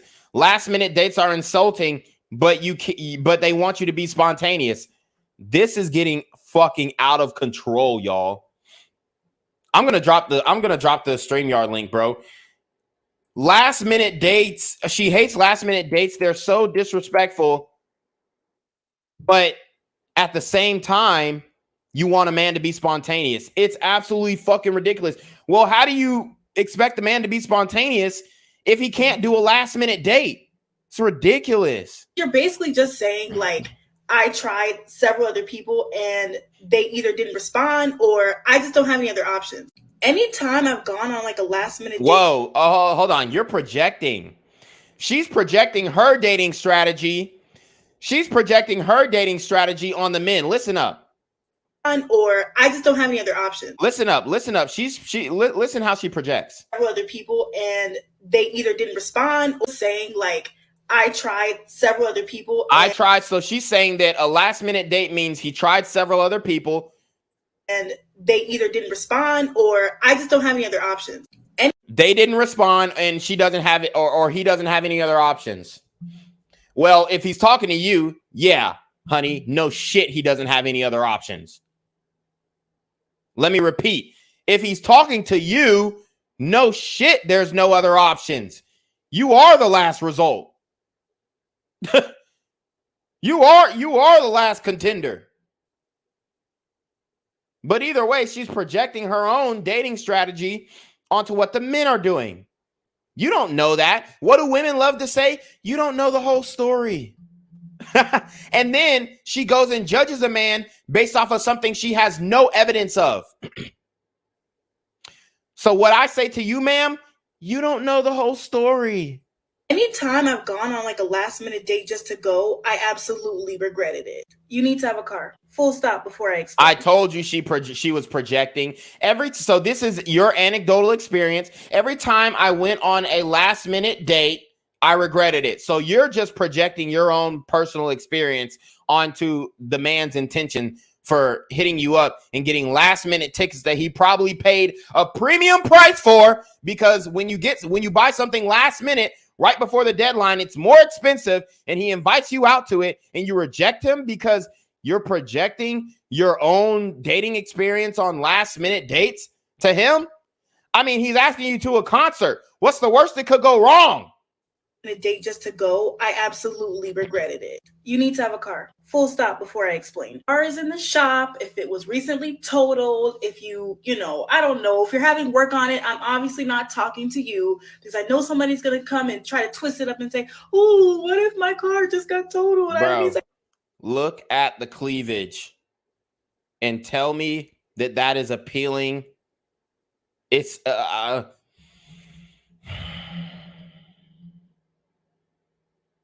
I can't date you. I'm saying if you are chronically without transportation in a city that is not walkable, then no. I don't date men with kids. I'm sorry, but Atlanta has the MARTA. You can get around. So she doesn't date men with kids, all right? So here's the next thing. She doesn't date men with kids. Let's go. No explanation. I do not date music artists. Do I want to explain that? No. I think this should go without saying. If you subscribe to any weirdo, misogynist, like anti-Black podcasts, no. And I can tell. I will always be able to tell very quickly. You won't even make. So there you have it. If you subscribe to any manosphere content creators, no. Get to the date with me if you listen to Kevin Samuels. So there you go. Another Kevin Samuels reference. Plus size women hated Kevin Samuels. Cannot hold conversation. I'm trying to see how I'm going to explain this. If you can't talk without referencing Twitter or TikTok or Bruh, men don't do that shit. That's fucking women. Is she a lesbian or something? Men aren't out here. Oh, guess what I saw on TikTok? Guess what I saw on Instagram? Bruh, that's fucking women. No, insert social media page here. It's not going to work because if your vocabulary doesn't go past vibe and energy, there's nothing to talk about. Bruh, that's women. What? Men don't even use that verbiage. Oh, the vibe, the energy. And the only reason we do use it is because we know y'all like that shit. But duly noted, guys, listen up. Duly noted, vibe and energy is a no-go. The women have caught on. It's May of 2023 when she posted this. They understand that when men use the words vibe and energy, yeah, we're just saying that because we think that's what you want to hear. Women are the ones who brought that into the forefront of conversation, not men. It's so ridiculous how she's projecting.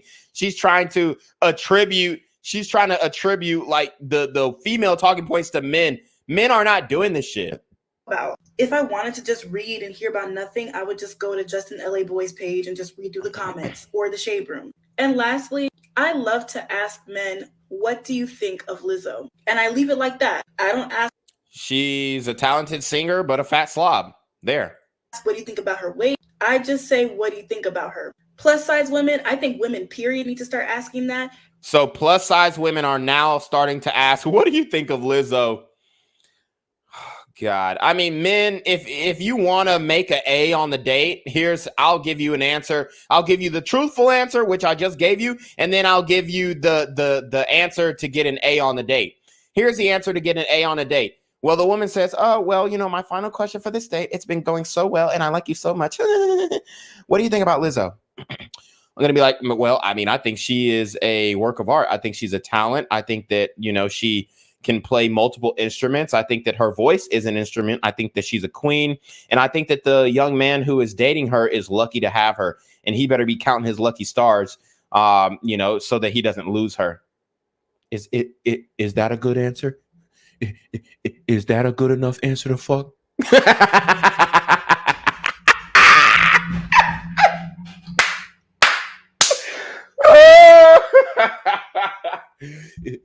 Was that straight? Was that a good enough answer to get the pussy? Oh, it wasn't? Okay. This shit is fucking hilarious, y'all. And come back and tell me what you've learned. The answer usually reveals a lot about them and a lot about how they see women, period. Let me know if you... Bro, this shit is so easy, bro. I mean, if you're a guy like me, dating is so fucking easy. Because I know I know how to answer these questions. Oh my God. It's just ridiculous. It's like taking candy from a baby. Just tell her you like fat bitches. Oh man, I love a bitch with some extra curves. If you can't handle curves, just say the main talking point. If you can't handle a strong woman with some curves, then bro, it's so fucking easy. Okay. So we've got some. I'm looking for some more plus size women. Oh wow! Now we have a woman saying, "Why don't men approach big girls in public?" Then we'll get to the Umar video. Dog, this is fucking gold. I could do this all day on TikTok. No cap. Okay, I want to have a real conversation about being fat, plus size, thick, curvy, whatever you want to call it. And let me just note that her voice is a TikTok filter. I guarantee she doesn't sound like this. She probably sounds more like this, being fat and guilty. Like she put a little, I don't know, some type of female filter on her voice. This is not what she sounds like. And not being approached by men. When I was younger, I understood that it was like, you know. And here's the thing. I don't know how big. Oh, this is the same woman from the other video. Okay. So this woman, I haven't seen her full body, but she's pretty big. Okay, she's pretty big. Yeah, she's pretty big. Over, give her 250, easy. It's cared what their friends would think, and so they'll be a little bit too scared to talk to you. But I'm grown, and I date people who are also grown or should be grown. So, like, what's going on? I just can't imagine a grown man saying to another grown man, "Oh, you like her? She's fat." And if your friend, I mean, that actually does happen, dude. If I see you with a fat bitch and you're actually taking her serious, like, yeah, if you fuck her, yes, I'm gonna make fun of you. I would be like, damn, nigga, you really took that one down? Shit. I bet your dick got lost in the pussy, huh? I'm gonna make jokes, all right? But if I see you actually taking her seriously, I'm really gonna sit you down and be like, you know, bro, you can do way better, man. And you know, I think you could find a healthier woman. I mean, I'm gonna actually console you.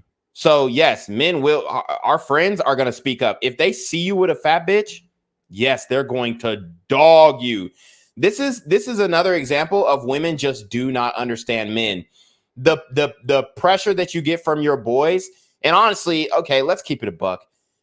If you're fat and you got a fat ass and your ass is bigger than your waist, men will love to have sex with you. Yes. From the back, of course. But if you're fat and then like you don't look good in clothes and you're like too wide, then men are not going to want to take you outside. So, okay, there's a line between, contrary to what women believe, there is a line between thick and fat. Friend ever did that to you, I feel like you should think he's weird. Like, that's really weird. Like, are you not embarrassed? Why do you care about what a next man thinks is attractive? Because you make the whole fucking group look bad. Just like women care if their girlfriends think their man is attractive. See, the double standards are crazy. Because women will say all day how they don't like their girlfriend's man. I never liked him in the first place, but you see? So why should the woman think or care what her friends think about her man, right? Well, he was exhibiting red flags. And why should the woman care? Why should she care? The same reason why men care is the same fucking reason why you care. Because you make the whole group look bad. If me and, you know, let's say me, Matthew, and Alpha Zoe went out on the town in a night in Miami, Matthew got a bad bitch, Alpha Zoe got a bad bitch, and then I pull up with this woman. And she 250 pounds, looking like a damn boulder. Everybody else got a woman 150 pounds or less, and I'm here with a 250 pound. You make the whole group look bad. That's why. Because let's be for real, I don't have a scarcity of people in my DMs. I don't have a scarcity of guys trying to talk to me privately. Obviously, I know that. Yeah, because they just want to have sex. This is what women. I genuinely. I mean, how long have we had social media? Damn near 20 years, and y'all still don't get it. That when a man goes in your DMs, he wants to fuck. They still don't get it. It's fucking crazy. It's absolutely ridiculous. And I just want to, lean on that point about bringing a fat woman out in public. Okay. Bad bitches have fat female friends so that they look better. Men want to be around bad bitches so that we look better. The fat bitch brings the average down so that a bad bitch looks better in context. You see how that works? The bigger girl, people are always going to sexualize us before they humanize us. So that's not really new to me. It's more so like, I don't know. I find that in my city, I'm from Atlanta. In my city, it's the worst. I go to New York often because my family lives there. And I don't know, like, it's just night and day. The guys, there's more fat niggas in New York. In Atlanta do not treat me like a human. And I really do mean that. Yeah, because in Atlanta, the guys are super tall and super fucking skinny. If you've ever been to Atlanta, yes, there are a lot of fat guys and whatnot, but shit, compare the amount of fat women to fat men, it's not even fucking close. There are, I would say, damn near 10 to 100 times more fat women in Atlanta than fat men. The men in Atlanta are tall and skinny. So yes, they will, especially a homosexual, he will fuck a fat woman and live rent-free and use her Nissan Altima, right? But he ain't gonna go outside with her. He gonna use the Nissan Altima to bag a badder bitch who's willing to house him. And another thing, this hair is like, isn't it giving? Anyways, another thing, what is with the way y'all rudely curve us? Like, we don't have to be interested in y'all. Whoa. What's with the way that men rudely curve fat women? Hey, what's with the way that all women curve all men? What's with the rude way of, don't talk to me. Why are you talking to me? You're not tall enough. Have y'all seen that one where a woman, she's a little taller than the man and then she puts her hand over his? Oh, you're not tall enough. What about the rude ways that women reject men? Are you kidding me? Are you serious? And you're going to talk about, the double standards is fucking crazy. If I'm out with a friend and a guy wants to talk to one of my friends, I don't give a damn. But you are a damn lie. How is she? Yo, she's saying if she's out with her girlfriends and a guy wants to talk to her friends, she don't give a damn. Tell me that's a motherfucking lie. She's lying. Bro, fat bitches are the main ones who care. This is how, bro, I've been running game for a long time. If you approach a group and it's always a couple fat bitches in the group with bad bitches, and it's usually one bad bitch to 3 fat bitch ratio. Let me repeat.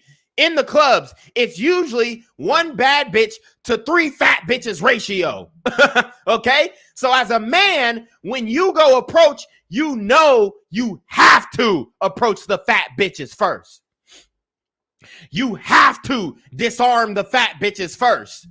Talking about some you don't care. If I, as a man, go and go straight and approach the baddest bitch in the group, I'm going to get destroyed. That's how women work. The mother hen gonna be playing defense. You can't get over here. Where the drinks at? You ain't bringing no drinks. You can't talk to my girl. Here we go. You can't talk to my girl. The pulling guard's gonna come around and hit the B gap, clog up the B gap for a nigga. Yeah, I can't even get to the bitch. You can't go over here. You got some drinks yet? Did you get us in free? Are you a promoter? Are you a bouncer? You can't get to my girl. Are you kidding me? And she's gonna act like, and she's gonna say that she doesn't care when the bad bitches in her friend group get approached and she doesn't. Are you kidding me? I'm telling you, they lie to win arguments and gain favor on social media and in real life. Bro, there is every man. No, that's the whole point of the mother hen shit. The reason why there's a mother hen is because you're the fucking cock block. That's why they call you the mother hen. Do you get it yet? You are the cock block. The fat bitch is the cock block. We're not trying to fuck you. We're trying to fuck the bad bitch. The fat bitch is the cock block. That is a known fact in club culture. Period. I don't care where you go. Anywhere in the world, we all know that the bad bitch is the one who's a lot of times she could be more shy. A lot of times she could be more reserved. The fat bitch is the one who's playing press full court defense. It's absolutely ridiculous. And then she gonna sit up here. I don't care if you come up to one of my friends. Dude, you cannot act like you ain't been, you're not her type. You ain't even got to talk to the bitch. The bitch ain't even seen you. I know my girl and you're not his type. You're not her type. I've seen that happen before. It's happened to me. And then I go skirt, round, get to the bad bitch, and now she feeling a nigga. But then the fat bitch told me I wasn't her type. Yeah, bullshit. That bitch like dreadhead niggas with tattoos. And you knew that. But you didn't want me to get her because you think dreadhead niggas with tattoos are toxic. So let's stop the bullshit. Let's stop the bullshit. We already know you care. You are the cock block. I can't believe she literally said, I don't care if you go up to my friends. Ma'am, yes, you do, especially if they don't acknowledge you. Because there's hella videos on TikTok of women saying, of plus size women saying, a major red flag in a man is if a man is interested in one of your friends and then he comes up to you in the club and doesn't even acknowledge your existence. How many videos have we literally seen of plus size women saying that shit? And you want to talk about, oh, I don't care if you approach one of my friends. Yes, you do. What the fuck? If I'm out with a friend and a guy wants to talk to one of my friends, I don't give a damn. But why do you have to like, oh no, you big fat bitch, I'm not talking to you. Nobody's ever said that nobody's ever said that in your life. Nobody has ever said that to her in her fucking life. Maybe on TikTok, but not in real life. She is a damn lie. Niggas ain't doing that in Atlanta. Oh, yeah, you big fat bitch. I'm not talking to you. I'm talking to your friend. Dude, you think you're going to get pussy by downing the friend? Hell no. All men know that we hype the fat bitch up. Damn, girl. Yeah, shake that ass. Damn, she got ass. Oh, she brave as fuck. Dude, I love your confidence. Your confidence is amazing. Like your confidence, oh my God, I love it. Like I wish I was as confident as you. Men will do anything to get pussy. We're going to tell the fat bitch, oh my God, your confidence is so fucking hot. Like if you weren't 300, well, we're not going to say this part, but like we're going to hype her up. The fat bitch gets hyped up so that we can sleep with the bad bitch. And you have literally, they still don't get it. She still does not get it. I don't know. Something's not adding up because y'all love your big fat refrigerator built mamas, but okay. Okay, let's that's the your auntie, your mama, your grandmama, your sister. That's that argument. Y'all love y'all big fat refrigerator built mamas. Bitch, then what the fuck are you? A deep freezer? I mean, come on. And you have to disrespect another woman, a woman who is your elder, by the way. Y'all love y'all fat, refrigerator built mamas. Yeah, I do. Guess what? I also don't want to do with my mom. I don't want to stick my fucking cock in her. It's common sense. Yeah, I don't want to date a fat woman. And it has nothing to do with my mother being fat. It has everything to do with what I'm attracted to. Just because I don't want to date a fat woman doesn't mean that I hate my mother if she's fat as well. Why? Because I don't want to put my cock in her. It's common sense. And these women love using the shaming language. Okay, let's go on to the Umar shit. I haven't even gotten to everything. I haven't even gotten to 50% of what I really wanted to get into. But we have to get to the Umar discussion because it's pivotal. Versus opportunities and privileges. You know why you can't be a racist? You don't own a damn thing white people need in order to live. White people need you for nothing, but you need them. Mm-hmm. Whose schools our kids go to? Theirs. True. Our money in whose banks? Theirs. Who's building the houses we need to rent and buy? Them. There are black banks, right? There are black homeowners. I mean, there are black builders as well. It's crazy. Who's shipping our stuff around the world that we need to order to live? Them. You follow me? They don't need us. We need them for everything. We are as dependent on white people today as we was when slavery ended 157 years ago. All right, so that's his stance. Let's get to when he's talking about women, because I really don't. He's talking about Africa as a diplomatic voice, self-hate in the black community, African immigrants, opportunities in America, paid agents in Africa. All white people are racist, slavery and power dynamics, Barack Obama and black people organizing the black vote, black women in marriage. All right, let's get to that. A black woman can have sex whenever she wants, right? Okay. A black woman can have sex whenever she wants. What the fuck does that even mean? Is that a metric of success? Huh? I had to see what led up to it, because that just sounded like some dumbass shit. All right, Eli asked him a question. To scapegoat us for problems caused for her by white supremacy. So, okay, he just said some. Because black women vote more than black men. Okay, here we go. And that's why we need our sisters to come back into the fold and say, you know what? We're not voting as women. We voting as black people. And we voting with our men. Do you know how powerful that would be? Right. If black men and black women stop the dumb shit on social media and say, we're going to fight because we got a common enemy, white supremacy. And we're going to put our votes behind a candidate who offers to do the most for us. That would be revolutionary. Definitely. So speaking of that, I've seen a video of yours where you said that feminism has conditioned black women to view black men as the enemy. It has. Feminism was financed by the CIA. Gloria, what was her name? Gloria Steinem, I think she was. Right, yeah. Mother of modern feminism, because traditional feminism goes back to the 1800s, right? With Susan B. Anthony and those white supremacists. But Gloria Steinem was a CIA agent. They financed her. Her first feminist magazine they paid for. The CIA brought feminists. And here, I'm not trying to dunk on Umar. He does have some good information, especially about the origins of certain aspects in political movements and political groups and lobbies in the United States. But the way that he tries to defer the onus on black men is very interesting. So let's keep going. Into the white household to get the woman out the house, and into the black household to turn the black woman against the black man. To scapegoat us for problems caused for her by white supremacy. So, obviously, a big thing, obviously, we spoke about the gender wars, earlier. Obviously, there's a lot of conversation nowadays about, the value of what a woman brings and the value of what a man brings in a relationship. And now there's a lot more rhetoric from our women that we hear is, I'm strong, independent, I don't need no man, right? So, that's pain speaking, though. Right. Because that's pain speaking? No, that's their truth.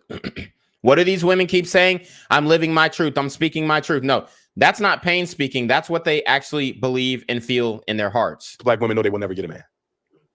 A black woman can have sex whenever she wants, right? Because she's beautiful. She can. So a black woman can have sex whenever she wants because she's beautiful. Bruh, any woman can have sex whenever they want. Dude, what the fuck is he even saying?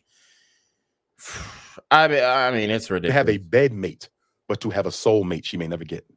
I have two daughters, 11 and 20, right? My oldest will be 21 this week. Statistically, right? There's a strong chance my daughter could be one of those. I hope she's not. She could be one of those who never get a husband because only one out of four gets a husband. You see that? So when a black woman... So what about you marrying the mother of your children, Umar? Uh-oh. Wasn't supposed to say that? What about you marrying the mother of your children? Since 1 in 4 of every black woman is not going to get married, why don't you marry the woman that you had kids with? Why didn't you marry the woman that you had kids with? Since you're so concerned about black women not being married. I mean, like I said, I like some of the things that Umar said, and I like him personally, but he's got some flaws in his logic. And we're gonna break him down. Woman says, I don't need a man. That is a reaction to the reality that I may not get a man. So why not preach? Because I understood, you're obviously against interracial relations when it comes to black men with black women. I mean, with white women. With all women, you should only be with a black woman. And you will say, well, if you can't find a good woman in America, there's plenty in Africa. Absolutely. So why not teach that same rhetoric to our women? Like, I do. If you feel I tell sisters all the time, go to Africa. Okay, so he says he tells the sisters to go to Africa. Yeah, good luck getting those. You want to talk about the average income of black men in America? and then tell sisters to go, oh, the black men in America aren't providing, so go to Africa. Are you fucking kidding me? Are you fucking kidding me? The average income of an African male. All right. Well, the average income of an African male in Africa, bruh. This is the average salary annually. This is the average salary annually. Okay. Let's read it. What is the average salary in Africa? Y'all are going to hate me for this. The average monthly salary in Africa is approximately $769 US.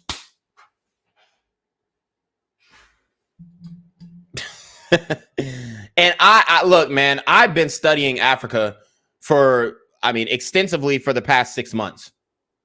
So I know a lot more about Africa than a lot of people would probably think that I do. Okay? I know about pre-colonial Africa, and I know about post-colonial Africa. Okay? I'm telling you right now, African men are not doing better. They're not coming close to what Black American men are doing. Not even close.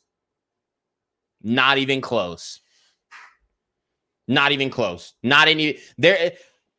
If you want to compare Black men in America to Black men in Africa, a Black man, and this is no disrespect to Black men in Africa, but from a woman's perspective, a Black man in Africa could not touch a Black man in America's jockstrap. And like I said, I don't mean that in any disrespect, but when it comes to income and the way that women view men, I'm telling you right now, the average monthly salary in Africa is approximately $769 US. As per the exchange rates in April 2023, this is about 10 times lower than in the US and UK, with average salaries of $79,000 US. Are you fucking kidding me? Okay? Are you serious? And you're telling them to go to Africa to find men? The highest average salary in Africa per country, Morocco, with $1,900 US a month.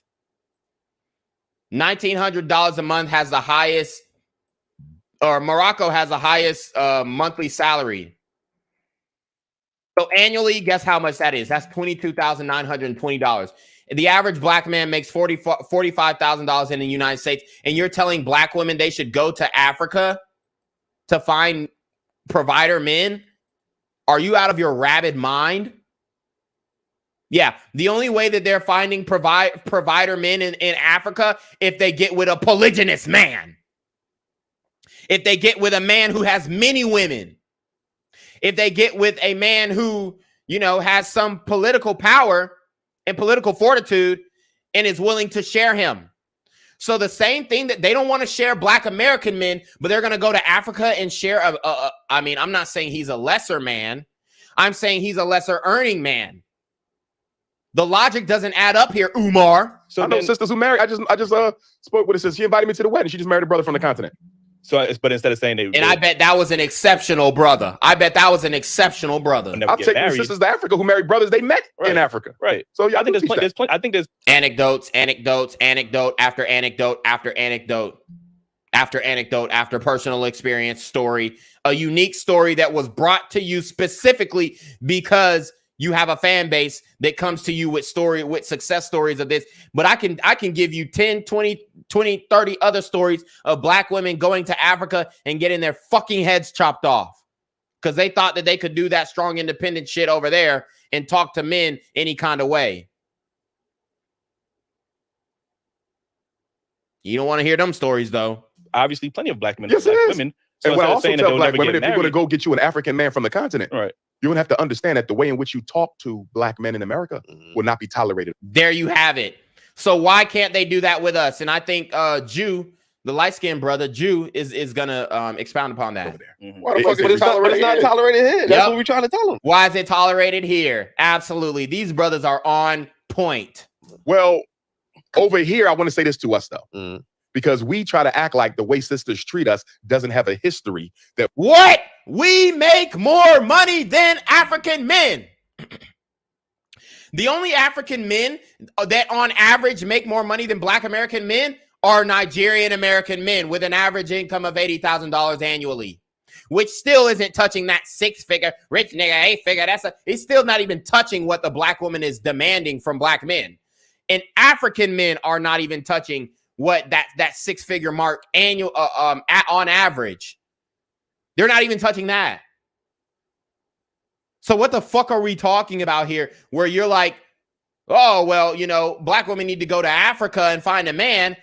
Nigga, how? The top earning country is Morocco, and those brothers aren't even really, I mean, let's keep it a buck. They're not black. They're African, but they're not fucking Black. Okay? They're more Arab than Black.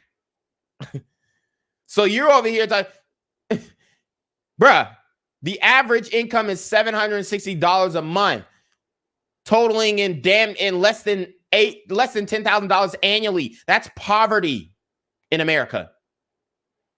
And you're telling these women to go find provider men in Africa? Have you not seen the data? That we are not at least partly responsible for. Let's be honest. The Black woman has had to hold down the Black house by herself. Although imperfectly, she's had to do it by herself since the mass incarceration of Black males. No, she did it by herself since the welfare state. It has nothing. Okay, yeah, you can factor in the mass incarceration of Black men, yes. But for one, those women chose Thug Max Alpha Simps. Okay, so that's one. For two, they also chose to get welfare and government assistance over having a man, right? The women who did make that choice. So it still doesn't fall on the man because the woman chose a Thug Max Alpha Simp who she knew 100% was a Thug Max Alpha Simp. There was no, oh, well, I thought he was a good man until this man. These men are not out here fooling these women like they think, like they want to claim. These men are telling you straight up what the fuck it is. I'm a hood nigga. I'm a real street nigga. I'm gonna be down to the 10 toes and the dindos and the bimbos, and they fucking love that shit. They're falling for it hook, line, and sinker. The only gripe that I have with the Daily Wrap Up crew on this topic is that they're not as passionate as me, and they probably, I mean, I'm not saying that they don't know as much as me. These brothers are extremely intelligent, but I mean, I am saying, yes, they don't know as much as me when it comes to the data. Began in the 1970s. You understand me? Most of our children are raised by a single mother right now, and it has been that way for about. And that's her choice, and it's been that way because that's her motherfucking choice. That's her choice. Are you saying that the majority of Black men are just having kids and running off that? It's not true. Okay. All right. And I mean, shit. Ask that woman, even with the Tupac Shakur, we just found out that Tupac's mama ran off with him and kept him away from his father. And he over here exalting her, dear mama, baby. And she took him away from a 2-parent household. And a father as his guidance and leadership, who if he stayed with his father, he might still be alive to this fucking day because he wouldn't have been an emotional fucking man. 50 years. So when his sister says, I don't need a man, because she couldn't find one strong enough to hold her down. Or when you meet a woman. She couldn't find one, or she wasn't attracted to one. She couldn't find one strong enough, or she wasn't attracted to the one who was strong enough. These women have so many male friends. Stop it. These male friends are husband material. Let me repeat. These male friends are husband material. Let me repeat. These feminist, blue pill male friends are husband material, ladies. Date those men and stop getting your heart broken. No, but you would rather get your heart broken than date those men. And that's the issue that we have. The woman would rather choose the Thug Max Alpha Simp than the third tier Fourth tier, Malcolm, a mildly attractive, lucrative, communicative, operational, likable man. A medium, ugly, lucrative, communicative, operational, likable man. A massively ugly, lucrative, communicative, operational, likable man. Or a BBWTDM, a busybody, well-to-do man. She would rather choose a thug max alpha simp than all three of those men who are greater. And you say, sister, I'm strong enough to be a man. You ain't got to work or you ain't got to pay the bills or whatever. Pull back. I got you. And she can't do it because all the other men before you who disappointed her. So what I'm saying is, black men, we got to be patient with our women because we created that personality. No, we created. No, we did not. Okay, stop it. We did not create their personalities, bro. They created their personalities. And then we want to act like we didn't play a role. We have to be held accountable for their poor selection. No, you have to be held accountable. No, you have to be held accountable. Uh-oh, tripped him up. Look, he got tripped up. You have to be held accountable for their poor selection. No, you have to be held accountable. Oh, you said it. That nigga, hey. Like we didn't play a role. We have to be held accountable for their poor selection. No, you have to be held accountable. No. He flinching. No, you have to be held accountable because they have a poor selection. What? That shit made no sense. So Jew asked, we have to be held accountable for their poor selection. And then he said, no, you have to be held accountable because they have a poor selection. It's just like a play on words. Like he's just a lot of things that Umar does. And he does say some factual things, but he also says some filler things. That was filler. That was filler. No. You have to be held accountable because they have a poor selection. Instead of for, he used because. Listen, guys, the mental mind trips, the mental backflips. He used a different preposition. All right. He used a different preposition to change the meaning of the statement. Let me repeat. He used a different preposition to change the meaning of the statement. So instead of for, he used because, and now because turns it into a different statement. The mental gymnastics to avoid accountability for black women. That's what he's doing. See, what you're saying, you're selecting a poor mate. And what I'm saying is they don't have much to select one, so of course you're going to end up with a poor mate. Now that's insulting to black men in the United States. They don't have much to select from. I disagree. They do have much to select from. He just is not tatted. He just don't speak like this, and he know how to talk, and he speaks the king's English, and he doesn't sag his pants, and he wears proper clothing, and he doesn't accept his woman going outside in a bonnet and slippers, and he doesn't want a fat woman. So when you say, oh, they don't have much to select from, that's fucking bullshit. Maybe from this new generation, right? The new generation, it's getting harder, Gen Z, or anything after Gen Z, damn near. I mean, even a little bit of Gen Z, a lot of Gen Z, but it's just bullshit. And why is she going to end up with a poor mate? Because we as black men, even if we go with that narrative, there's not much that much to select from. Well, there's not that much to select from the motherland either. But you're advising her to go over to the motherland rather than, deal with black Americans when we're the best fucking shot any black woman on the planet has. Wow. And they hate to hear that, but that's the truth. We are the best shot any black woman on the entire planet has. Black American men are. And that's not even debatable. It's not even debatable. Are not raising black boys to be the men that our women need. The women are raising the boys. Run it back. He doesn't even know what he's talking about at this point. And what I'm saying is they don't have much to select one, so of course she's going to end up with a poor mate. And why is she going to end up with a poor mate? Because we as black men are not raising black boys to be the men that our women need. So the men aren't raising black boys. So disregard parental alienation. Disregard women using the child support system as a weapon. Disregard being divorce raped. Disregard black men paying alimony. I mean, he's saying very insulting, prejudiced things against black men in order to exalt black women. And I just think he's doing it in such bad faith. We are not. They out there killing themselves right now. What we doing about it? Those are the young men. Okay. Those are the young men. And yes, the young men are killing themselves, but guess who they were raised by? So no, I'm not going to go back to the black community to try and raise some fucking 14-year-old killer. No, I'm good on that because he already has a black soul. He's lost. It's over. This is what y'all have to understand. Y'all have to understand how to pull back too. Y'all have to understand that if a nigga is listening to NBA YoungBoy for 10 years straight, ever since he got out the womb, and he has a bloodlust to kill another black man, there is nothing you can fucking do about it. And guess who was playing that inappropriate music around her child? The fucking woman, the single mom. Single moms play violent, derogatory rap music around their kids. Single black women do. It's not even up for discussion. It's not even a question if they do or not. They do. They expose their children to YNW Melly. They expose their children to Little Durk. They expose their children to King Von. They expose their... I mean, do you want me to bring up examples? Because I will really embarrass niggas on this point if they want to refute me. There is no argument against what I'm saying. It's a fucking fact. And I would even go as far as to say, as the majority of single mothers do this. Single black mothers, absolutely. Unemployed black males, what we doing about it? Pants sagging, weed smoking, what we doing about it? Okay, leave weed out of this, my nigga. Okay, leave marijuana out of this, my nigga. It's just a plant. All right.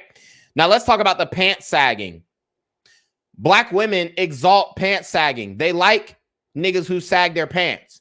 They're still fucking niggas who sag their pants.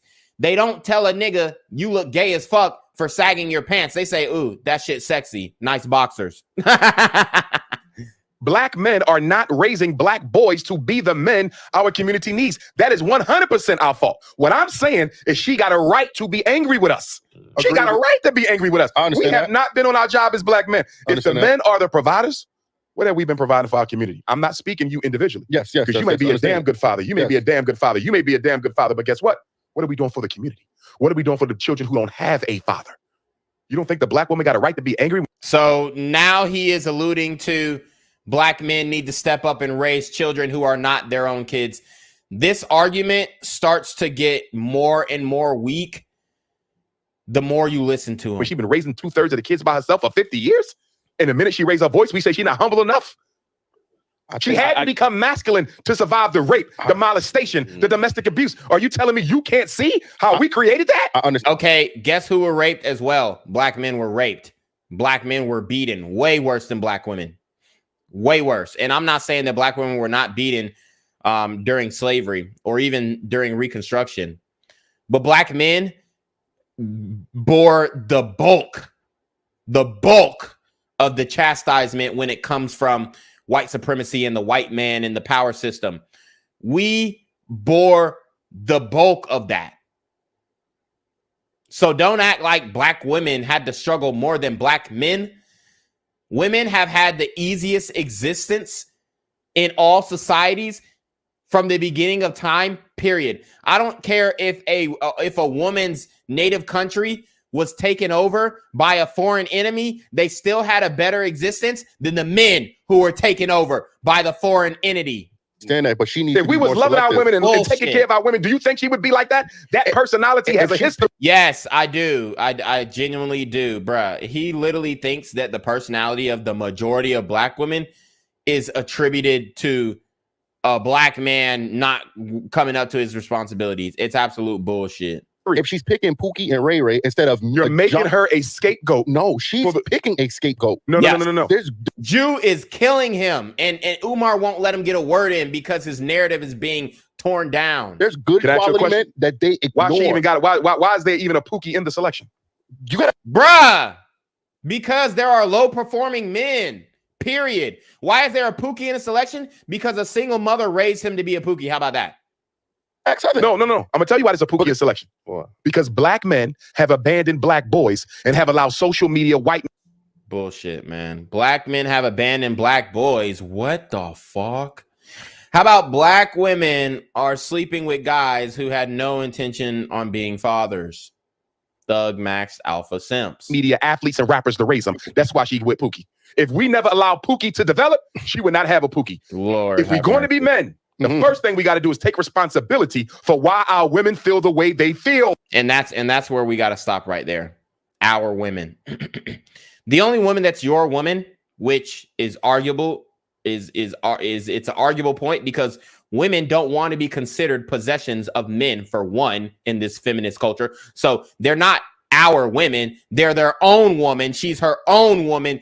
She can make decisions by herself. Okay. So let's stop with the our women. These our women. No, these aren't our women. The only women that is our women is the women that our dick is in. Okay. That's the only woman that's my woman. Either family or the women who I'm fucking. Oh, I can hear that. I'm not saying that they're right to disrespect, because even if a woman disrespects me, right? That still don't give me a right to disrespect her because she's still the queen of the community. That's bullshit.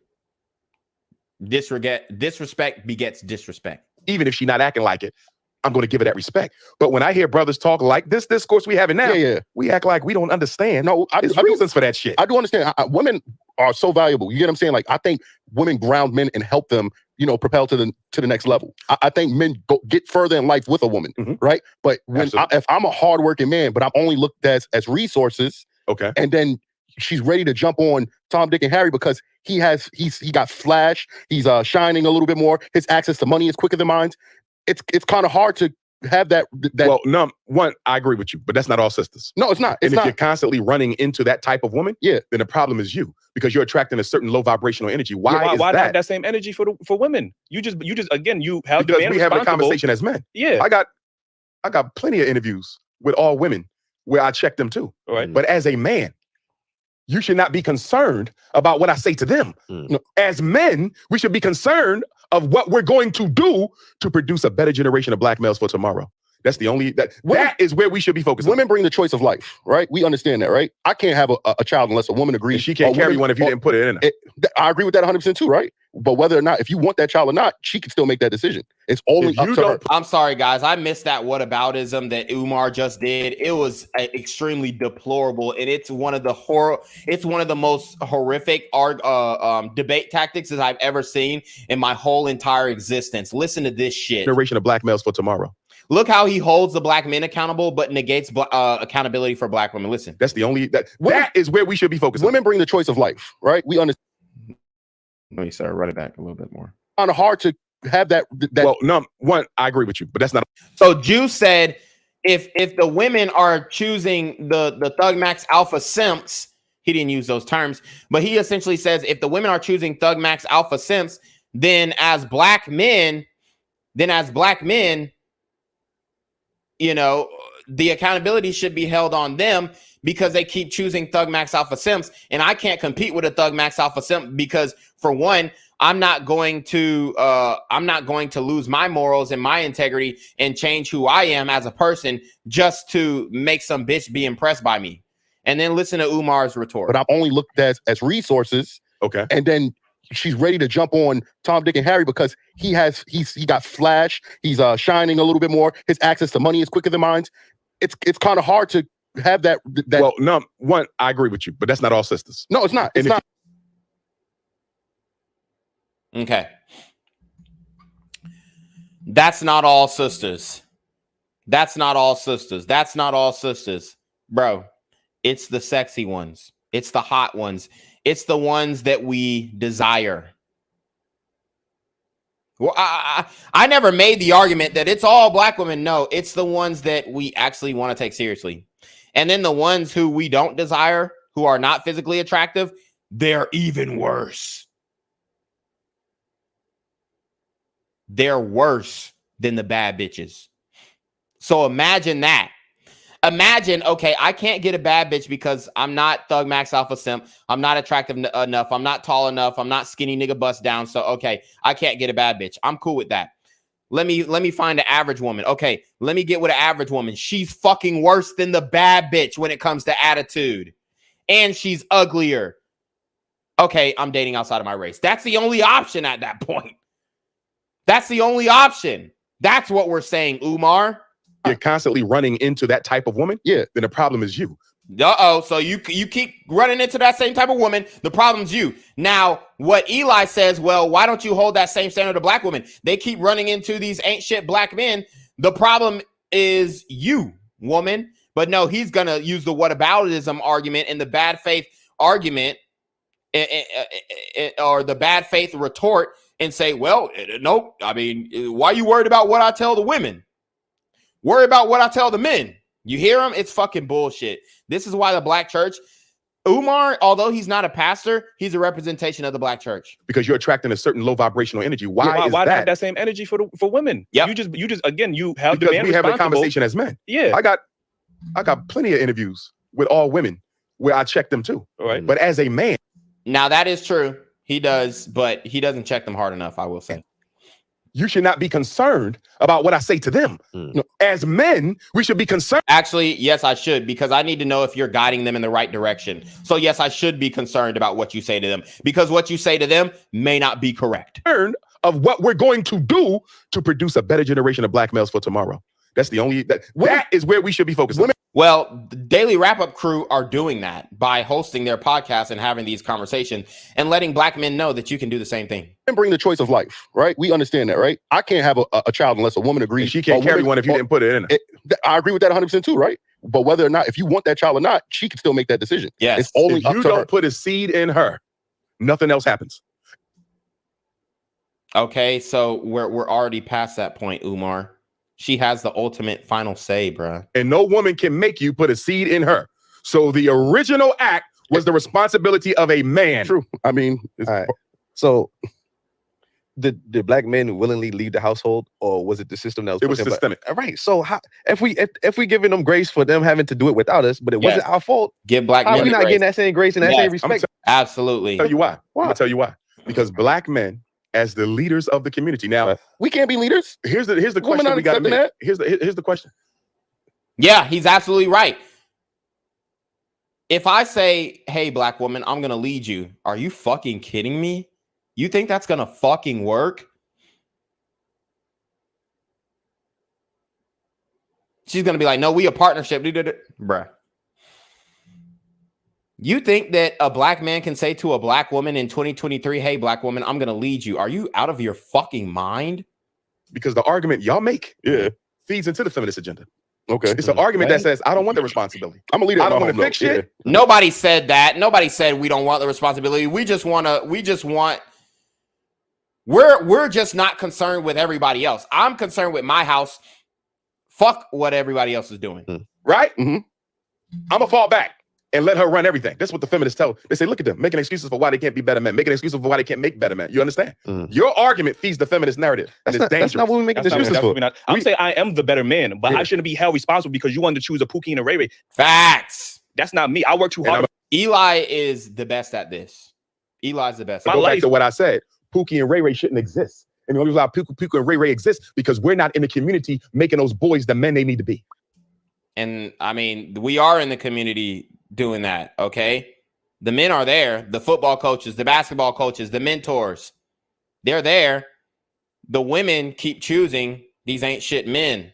Do you see that? And she don't get a Pookie if you didn't allow a Pookie. But she got an Eli. She ain't come to Eli. She went to Pookie. And that's what we're trying to She wouldn't have had a Pookie if we didn't allow one. Hard in my life. She wouldn't have had a Pookie if we didn't allow one. Dr. Umar, men's supposed to make the raise the boys. Right. We as men is holding other men accountable for the same thing that you're talking about right now. What are we doing for the young brothers in the street? So what you mean, mentoring them?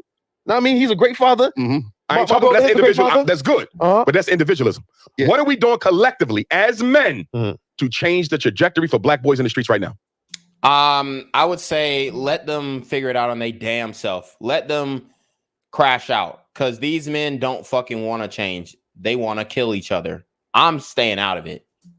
Nothing. We're being talking shit. Yeah, I mean, you could take it's not going to get better. That's bullshit. Umar, that's bullshit. And if I was there, I would have ate that argument up. Unless we put hands on deck. The reason the athletes and the rappers are the role models is the professional black man moved out the hood. Where the dentist at? He ain't in the black community no more. Actually, they are. And that's the fallacy. The professional black men moved out the community. Actually, they didn't. They're still in Atlanta. Where the lawyer at? Where the business owner at? Where your city council person at? We abandon black boys and then we blame black men for poor choices in mates that they should not even have to make if we did a better job raising our boys the right way. You mean black women? At the end of the day, if I'm gonna call myself no, bro, you can't. Here's the thing. He keeps making this. There's not enough. There's not enough. It doesn't fucking matter if there's not enough. The women are attracted to a certain type. That's it. Women are attracted to the bad boy. They have the option to be with the good guy. They choose the bad boy. Of a man, the ultimate responsibility for reconstruction of the Black community rests with me. Yes, they have a role. Yes, they have responsibility. But as a man, as a leader, to say I can't fix this shit unless she changes, that's not the definition of a man. I don't see. I think we're on two different accords. Like, I don't think we're saying that. What I'm saying is I'm capable of being that leader, that provider. I've worked hard in my life. You get what I'm saying? I should not have to. You still go back to individualism. But I only feel like we tell Black men that we have to now deal with masculine women with children. Why is she masculine? Because she had to raise the kids alone. It doesn't fucking matter. She doesn't care why are you broke? She doesn't give a fuck. So why should I give a fuck why she's masculine? You should come as a full adult, a full feminine woman. I'm going to come as a full man. That's the deal, or it's no deal. Not one woman, So you brother. mean to tell me, a whole community. So you mean to tell me the only woman I could look forward in my life is a masculine woman that has kids by other men? No, That's what I have to look forward to? But I'm telling you, mistakes made by Black men systemically gave rise to the conditions that allowed her to be masculine and made her end up with a man. This is a bullshit argument. It's such bullshit. That you consider to be less than what he should be. And I'm telling you, Black men are responsible for her being masculine because we have not helped her raise them children. Wrong. I am and when not. I say help them raise them children, I don't mean you as the stepdad. No, I mean you as an active member in the community where we go to every single parent Black mother and say, how many sons you got? 2? How many sons you got? 2? Well, guess what? That's your son's big brother. That's your son's big brother. He taking him to school. He doing the homework. He gonna spend a couple hours with him every Saturday. He got his own kids too, but he gonna make time for you. She got masculine because she had to become masculine in order to deal with the rape, the abuse, the domestic violence, the disappointments that men had in her life, and also raising those kids and have to take care of herself all at the same time. The Black woman has been the be all in all in our community for half of a century, and now we want to turn around and say because she didn't do it perfectly enough or remain feminine enough when she had to absorb our responsibilities plus her own, that's insensitive and disingenuous. I don't believe so. I can't. I mean, I guess I do understand. I understand what you're saying. I'm not taking nothing back. You have yet to tell me something that we've done systemically to combat that. Because you keep saying me and her. I don't care about me and her. But there's plenty women and men. Women and men as a group in the community. You understand? Right. Bruh, there's so many different programs for young Black youth. Stop it. They had midnight basketball. Andre Dickens tried to implement midnight basketball. The pickup games kept getting shot up. Dude, you're so full of shit, Umar, on this topic. We gave birth to that. You see? So you say she had a couple kids already because she met men. She probably thought they was good. Some of them, they left her. She knew they wasn't good. You don't know that, bro. She knew they wasn't good. You're making assumptions about. She knows they weren't good. The nigga has tattoos on his fucking face. Would you make the same assumption if she was a white woman? Yes, I would. So you say. No. We make the same. It doesn't matter. Because we're red vitamin. It's not about race. It's about women. It's about dating. All women date bad boys, yes. But white women come to the realization that, okay, the bad boy is not going to work. Let me get a beta Brad. Black women never come to that realization. If they do, they're like 42. Come on. So you listen, like I said, I feel like as a Black man. We don't hold them all accountable because Black men date outside their race more than every other man put together. I said we. Y'all three? Yes. Okay. Yeah. I can't disprove that because I don't know you personally. Even that, if we look at the numbers, Black men marry Black women at an 87% rate, where Black women marry outside of their race, or they marry outside at a 92%. Black women do not. No, you're wrong. Percentages you're apart. wrong. That's not that much. Black women do not marry out the race more than Black men. I'm not saying that, but the percentages ain't that far off. That's Black women have one of the highest, fastest growing interracial marriage rates. But her interracial marriage rate pales in comparison to what Black men have been doing interracially for 4 or 5 decades. As we should. I don't see the problem with dating interracially. You understand? She don't even come close to what we're doing interracially. Black fathers are in the home more than any other group or race. Okay. But that has no value? It does have value, but we're going to put that up against the other statistic. 2/3 of our kids are being raised by the women.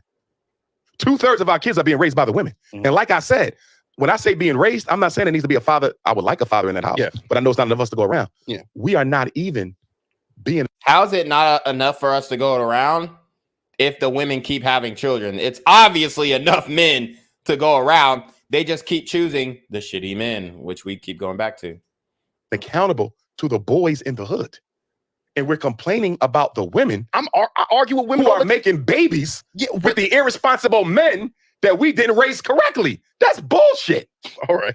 That's no, what you're saying is bullshit. Pimp ass weak man shit. Take responsibility for our shit. Stop scapegoating them. Yeah, I could agree to that. All I'm saying is look at all we can be doing better, man. Half the black boys in the 4th grade can't read. What black men doing about that systemically? Not enough.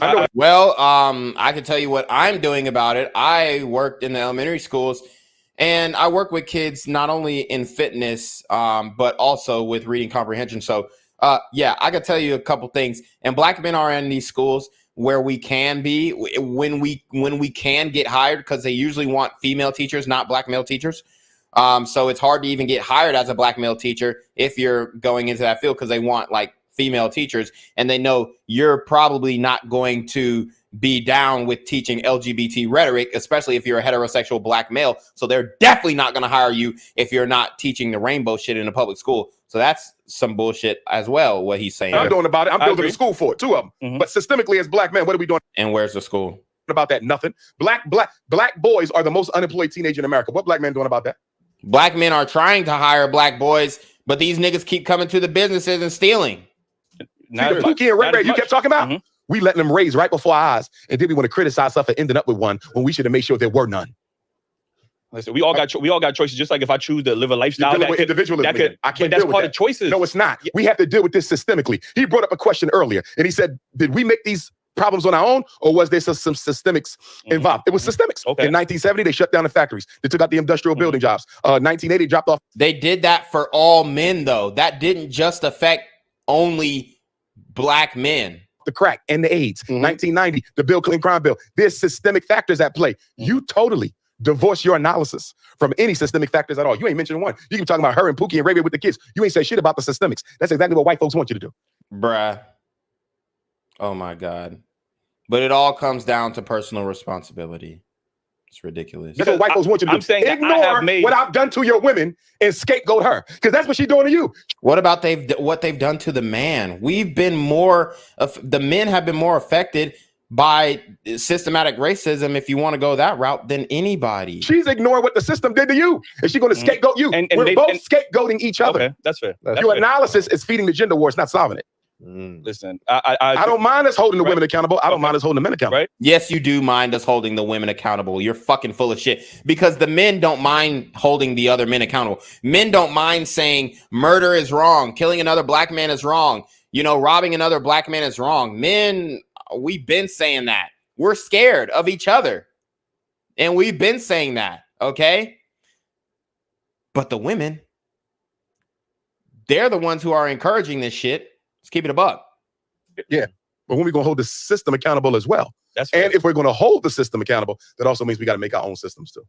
Black men have not. Why are there Pookies and Ray Rays? Because being a Pookie and Ray Ray makes you attractive to black men. Therefore, the negative behavior, or being a Pookie and Ray Ray makes you attractive to black women. Therefore, the negative behavior is being reinforced. It's an easy answer. I've been manly in quite some time when it comes to raising boys. How would you suggest that black men take on the role of leadership, especially when there's an attack on black masculinity, without women willing to listen to us? You get what I'm saying? How do we? Right. That was a great answer. Great question. How can you take control of your masculinity if the women won't even fucking listen? Our worth, or take back the leadership boys. role. You want the women back? Take care of these damn boys. They run in the hood, killing people at will, flunking out of school, following the lead of the gangster rappers. There's a whole bunch of stuff we can do that ain't got nothing to do with the women, boys and men. Do you understand? Deal with the boys and the men. Leave her out of it and go straight to the boys. And you'll get her respect back. Bullshit. He's full of shit. If you become a stepfather, you're going to get shitted on by that woman. Shitted on. Especially if you become a stepfather to a black woman's kids. You're about to be shitted on. Give them jobs, give them education, give them training, give them your time. They not getting none of that from black men. We don't give a shit about black boys. That's such bullshit. He is such full of shit, dude. Black men are the only ones reaching back out. Black head coaches, black basketball coaches, black youth leaders, black camp counselors. Dude, black men are the only one. Black police officers. It's fucking ridiculous. Black men are the ones who are keeping the amount of kids that they can keep off the streets. Those are black men doing that. Just look at the fathers, the fathers in the school program in New Orleans. I did a story on that on Black Gen Z. No woman came and the women did that wasn't the fucking women's idea. As a matter of fact, the women were the ones who voted against it because the black men were implementing discipline on their badass kids, and they got mad that one of their kids got beat the fuck up by a grown-ass black man because that kid was being disrespectful. You cannot discipline another woman's kids. They won't have it. And the program got shut down. I did a story on that shit. If I was there, I would have ate him up. And then we could get mad at her for ending up with one later in life. It's ridiculous. Like I said, create the product and get mad for her for ending up consuming the product. She could consume whatever she wants. I'm just saying, as a black man, it's not about her consuming whatever she wants, brother. Because if we're trying to fix the black community, bruh, she can consume whatever she wants. She could consume a good brother. How about that? And you're here saying there's not enough good brothers. You're full of shit. And you're shitting on the black male existence in the United States. There is a small minority of black men out here killing and dealing. And that's a fact. Everybody and everything matters. It's not individual. You're an individualist. You're not thinking as a community. Your whole analysis is based on me and her. Step out of that shit. This is systems at play. You understand? Right. Multiple black men screwed up. Multiple black women screwed up. You understand me? Look at the systemic nature and say, what system do we need to create as black men to prevent the Pookie and Ray Ray from coming into existence? Or I, as a black man, can just look for a woman that is healed, that is leading in her femininity, that doesn't have a child by another woman. That doesn't solve community problems. We're talking about community solutions. Actually, it does. Two healed people coming together solves the problem more than one healed person getting with a fucking train wreck. That's individualism. That's fair. Let me get to this. Oh man, I wish Eli would have pushed back on that. He just doesn't want to go back and forth because Umar is raising his voice like an emotional black man and not giving people the chance and opportunity to speak. I stop you before we get up out of here. I do want to talk about your school because this is a great transition. You know, how difficult was it to build your school? And obviously you had to. All right, so let's stop it there, man. That was so interesting, so educational. I love this conversation. I wish we could do it more. But you already know what it is, man. You know, get the Reclaim Your Throne Elite D1 training course. Umar is a character. We broke down some of the dating struggles that black women have in the community. And I think it's fair to say that at least what's fair to say is we need some work. So anyways, you already know what it is, man. It's your boy Reclaim Your Throne. Make sure you like, comment, share, subscribe. Send your relationship question, email down below with a screenshot of your CashApp. I know you're paying on top, man. Y'all need to be in your Murphy D with the BS. And you already know.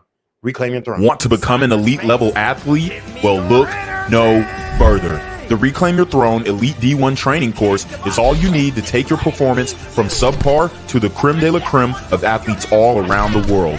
The purpose of this course is to give you a comprehensive weight training, speed, flexibility, recovery, and endurance program that is meant to prepare young athletes for collegiate and professional sports. This course is packed with over 2 hours of creative, action-packed lifts narrated and coached by yours truly to assure increased strength, speed, flexibility, recovery, and endurance. Hey, I get it.